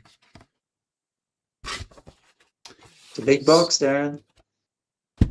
Now you have this. You've opened yours. I haven't opened it yet. You haven't opened it I've yet? just seen the big. No, I was waiting for you to do this. Okay. Plenty of styrofoam. We'll look at the giant stand that's underneath this in a minute, but let's spend our time with the gate. I've been so excited about this one after seeing the pictures, because I know that they were trying to do something different with the coloration of the universe Stargate. Oh wow! And that is these kind of That's bronze metallic coils. wow. That's nice. That is nice. A lot of detail there. Yeah, a lot of detail. It's the color contrast, right, with the grays and this kind of gold bronze highlights and the white chevrons. It's quite stark. The color contrast is quite stark. Now, I've got it under a bright studio light. So I think under normal lighting conditions where it's a little darker, the contrast won't be so striking. Right. but it So is it looks, like is it sort of a darker grey than it looks under the light? Is that it's, or yeah, I would say versus what I'm seeing on screen right now, it's the gray is a little darker, right? but it also looks slightly green on screen, but Mhm. the model itself is just gray. It also looks a little matte, if you know what I mean by that, a little flat, Yes. like Yeah. compared to something Yeah. like the Milky Way gate, which they gave this a paint job deliberately to make it look kind of mottled. Yeah. Yeah. So they weathered This it. kind of weathered paint Yeah. paint effect. I'm not seeing that so much on the Destiny gate. Yeah. It's more It's kind of nice flat though. gray. It looks great. It's really beautiful. These color highlights just really pop. So yeah, they got it right. This is a nice thick gate, just like the Wow. Atlantis gate. It's wider and then it tapers in at the center. It looks wider than the Atlantis gate, just slightly, It but might be. maybe it isn't. Let's Maybe find I'm out. wrong, but it just looks slightly wider. Um,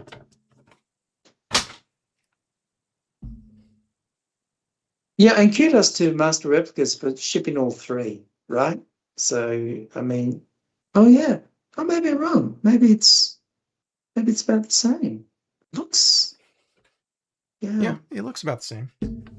yeah.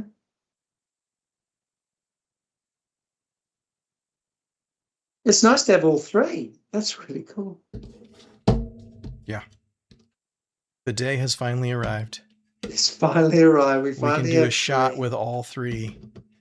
Yeah, I'm gonna have fun photographing these for my thumbnail for the video review. yeah, I like that. That's good. That is very This cool. I'm really happy with this. I say I don't know if I'm gonna end up loving it more than the Atlantis Gate. I think Atlantis is a perfect model, Hmm. but this is pretty stellar. Yeah, that's it's a nice job. And the back of the gate, like it's supposed to, looks different. Does not have the symbols on it, which is Is it correct. kind of heavy as well? Is it sort of it because the The SG1 gate was super the light. gate, yeah, because this one's Yeah, so thin, 9 millimeters. It's yeah, like a frisbee. There's not a whole lot of material here. yeah. Yeah, it's basically the same as the Atlantis Gate. Mm. I bet they'll do another Milky Way gate then. Yeah, that's nice. Yeah, okay, so let's pull this stand out. I know you're gonna make a better one. Oh well, So a it's almost different one. irrelevant for my purposes what Master Replicas package is in here.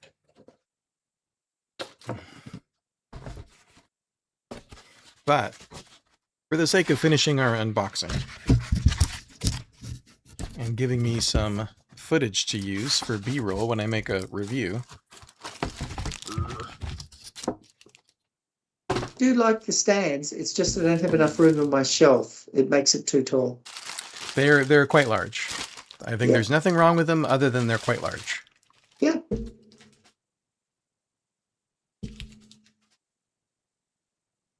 There it is.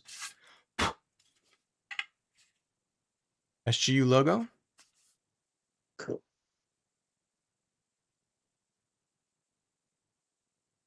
Now, unfortunately, their choice to switch to the show logo makes these three stands inconsistent. If you have all three of them lined up on your shelf, the SG1 Yeah, gate has the SGC logo on it, not the Stargate SG1 show logo. yeah. Atlantis and SGU use the logo for the television show, so they look different. They should have asked us. They should have asked us, hey, we have all kinds of opinions. All kinds of Yeah, they right might not care. opinions. We've got opinions, all we have, but we've got opinions. So yeah, just like the other gates, it's the stand is large. There's room for your gate to lean forward or lean back. You're probably already working on this, but, you know, of course, on the show, the entire gate rotates in the floor. Yeah. Doesn't just have an inner track that spins like the Milky Way gate. So ideally, some genius is going to come up with a mechanized stand that has a little motor in here that I can turn on, and it will Turn cause around, yeah. my model to rotate. You know what's Wouldn't that be super cool? interesting about this is that where the chevrons are, the gate varies in thickness, which rotating it would be an interesting issue because it would wobble a lot, because it's slightly different thickness. So you can't have a channel that it easily rotates in because the channel would have to be two different widths. So it's just an academic point, but it would be more difficult to do. Yeah. Interesting how they've done it. I like it though. I think it looks really good. Well, there we go. Now, Master Replicas, how long do I have to wait before I get to do another unboxing on a live stream? We're ready for new stuff. Ready. I don't have any intel on what they're going to do next, but I do know that the artist, the sculptor that they had do a bunch of the conversions. Right? Let me turn my light off. The artist, will they do this? they got CG models for the ones that were available. They got the original CG models from the production. Then they had an artist basically take the CG model and make it into a workable prototype that they could actually manufacture, right, at scale for whatever scale they're making. That artist published his work on his website, including some ships that we haven't seen yet. Have you seen this? I'm gonna look this up. No, There are one or two ships that he posted that he did work on that we haven't seen yet and haven't been announced. So I'm guessing that this is what we're going to get next. Let me find it. I think they might do an Atlantis at one point. It just sort of seems to make sense. Do a whole model Atlantis? Yeah, just of the city of Atlantis, kind of probably the same diameter as the Stargate, probably, I would think. Makes sense, but I think that'd be really cool. Because, I mean, there really isn't many out there. We've got the Blue Bricks one, but there isn't many out there. People have done various 3D models of it. I thought about doing one myself, but I calculated it's at least 3 feet wide, which is quite large. So a smaller one would be really cool. Raj Luther asks, do you think they will make the Tolan Stargate and Orlan's mini Stargate? Orlan's mini need new microwave. Possibly. That's a good one, actually, Raj. Yeah, I think that'd be cool. Yeah, I've asked Ben Robinson at Master Replicas about some of those deep cuts in the context of ships. So things like the Cerberus that we only saw one time, or two times with the Cerberus. That was Warwick Finn's ship in Space Race. It sounds like they're up for doing deep cuts like that. They just have to make sure that they're going to do them in a way that's they're going to be able to sell enough of them and make a profit, obviously. So yeah, Orlan Stargate, prominent in that episode, really interesting. The Tolan Stargate we see for, I think, a total of one shot. Yeah. I don't know if anybody would recognize it if they saw it. But yeah, interesting be question. very, very deep collector would want that particular piece probably. They must be busy people though, Darren, because they've just done the 12 Battlestars and Battlestar Galactica as well. 12? Yeah. I saw an ad for the Pegasus. Yeah, I think there was only ever like 7 that appeared on screen or something. So they're doing like 7 of this proposed 12. As a very, very limited run, because it's essentially the same Battlestar with a different name. But so they're busy. These people, they're very busy. Yeah. So here is cgreactor.com is the website for artist Ed Giddings. Oh, wow. And if we go into his portfolio and click on, right, he's done a bunch of work in Star Trek, Alien, Predator, Batman, Orville. Here is his Stargate collection. Oh, wow. So he did Ra's Pyramid Ship, right, which I'm about to publish my review of the Pyramid Ship model from the original feature film, and then also photos he had as reference material, photos of the original prop that was used on the movie. So he did that. Here he's modeled the Stargate, the Pegasus Gate, the Destiny Gate, the Ori warship. There is one we have not seen in model form yet. That's nice. That's really nice. I think we might be getting an Ori warship this year. Because look, here's the Asuran cruiser. This was up before this model was announced by Master Replicas. Wow. Yeah, there's our spindly little antennae. Yeah. Very faithful job they've done too at reproducing that. Yeah, I believe, again, it's based on the original CG models provided by the studio. Look what else we have not gotten from Master Replicas yet. This is the Orion. Yeah. The Orion, yeah. Lantean warship. This, boy, I hope this comes out this year. This would be... Yeah, that'd be nice. This would be stellar to have. Yeah. Death Glider, Hatak, Daedalus, Beliskner we have. Destiny, I also just got. I unboxed that one last week, and the F-302. So it's the Ori warship and the Orion that Ed has modeled, and Master Replicas has not announced. Cool. What do you think? Oh, my Destiny's behind me. Yeah, the Destiny's really nice. It feels like it needs to be 5 times the size, although there'd be no shelf space. Right? An XL Destiny. But it feels like that. Yeah. I think it's a great size for what it is. But yeah, if you're going to do an XL, if you're going to do a $150, $200 model, you could do Destiny. Because they used to do that with the Star Trek ones, right? They would produce an XL version, like an XL Voyager. And there's the little ones and then the XL. Yeah. I feel like the Stargate models are the size of the Star Trek XL. Oh, okay. Right, because the little Trek models here. Oh, right. Okay, you're right. Yeah, that's a big difference. Move my hand. Yeah. So there's the Asuran cruiser, and there's what am I holding right now? Excelsior. Yeah. It's less than half the length, really, but it looks, wow, yeah, that's a big difference. Yeah. So I think these are the Star Trek XL size. These are typically the Stargate ships are around 8 inches in length. I think Destiny is 8 1/4. Yeah.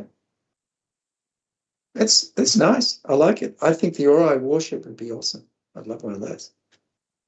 That would be cool. I'm grateful for any that they do, but because it's just nice to have these sort of official licensed products, which is lovely, and to have them done in nice quality. And to have them done in nice quality, exactly what I was going to say. Yeah. I wonder how the Ori warship would sell, though. Right? It gets teased as the Stargate's toilet bowl ship, but I'd never heard that. Okay. No, you never heard that. Just the fact that seasons 9 and 10 of the show had their own fan base, brought in new fans, but a lot of old timers didn't care much for the Ori storyline. I just wonder if the Ori warship might sell a little bit lower. Yeah, I mean, it's always the Stargates will sell the best, right? I guess because they're such a core part of the franchise, right? It's what everyone wants. The gates are iconic. It's even like when I've made all the 3D models and published them, the Stargate, it's massively downloaded these days with dozens and dozens and dozens and dozens of people posting photos and stuff like that have been making them all online on the site so people can go see it. And then if you make something smaller, I don't know, land store control or something, that you won't see quite the large numbers, because it's just what people associate with, and that's cool. Yeah. Door controls are not as sexy. That's fine. Still a No, fun although it is project. cool when they work. It is cool when they make noises and do stuff. That's kind of cool. I like that. So, but there's a base for everything. Okay, guys, thanks for being here with us in the chat. Any last comments from the Peanut Gallery before we wrap up tonight? Let's see. Nico Kiddo asks, Nico Okiddo, do you think they will do those background ships like Nakai ships? Those are the blue aliens on Stargate Universe, the Nakai ships, or that one replicator ship that attacked Apophis mothership. Again, kind of those one-off ships, like the replicators in some unnamed galaxy in Season 5's Enemies that attacked Apophis mothership.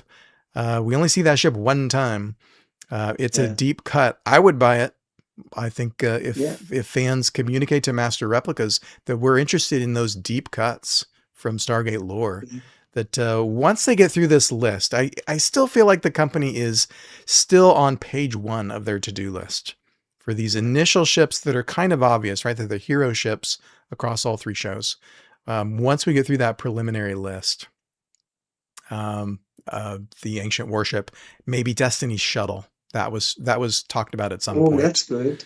Yeah. Then we can start to talk about those deeper cut ships, and maybe we can come up with a priority list and send them off to Master Replicas. I would love a replicator. A replicator, yeah. Just a pure basic replicator. Just an officially licensed model replicator. Yeah. I'll probably buy 100 of them, just put them all over the wall, freak people out.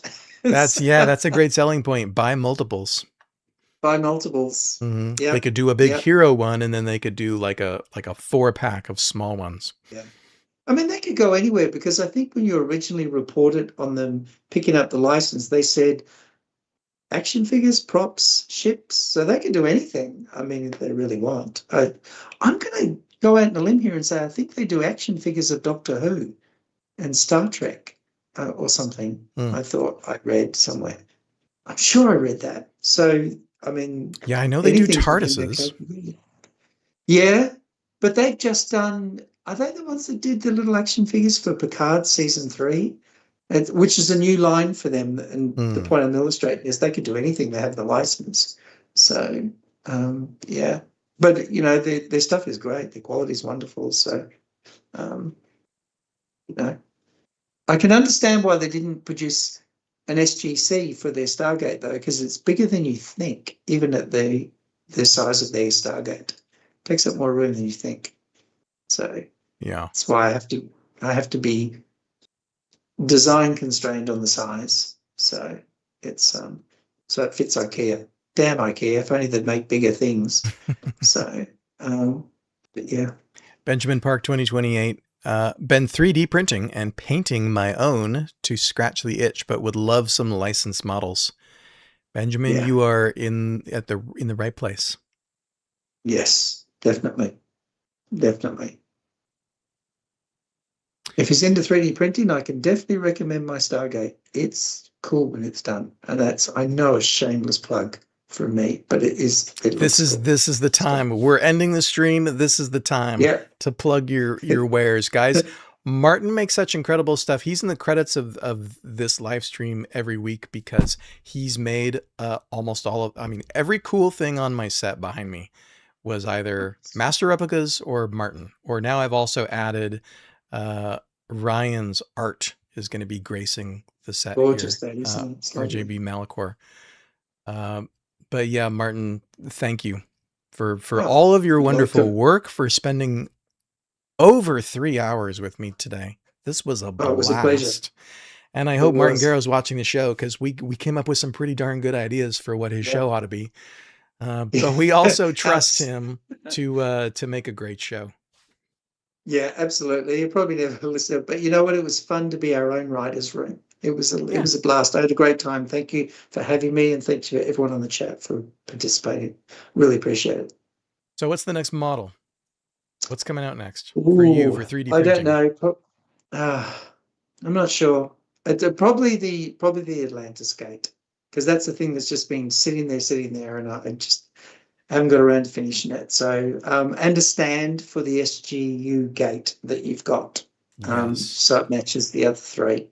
So, yeah, I was going to do an off-world stand, but I'm not going to for that because it tends to be long. It's like a wedge, and I figure people may not have enough room on the shelves. So I'm going to make it the same size as the other ones that you have, so that it can all fit on the same Yeah, shelf. that's a good. They do that a lot on SGU, don't they? For the off-world gates, there's sort of Mm. the gate sits in a high pillar with kind of a long ramp.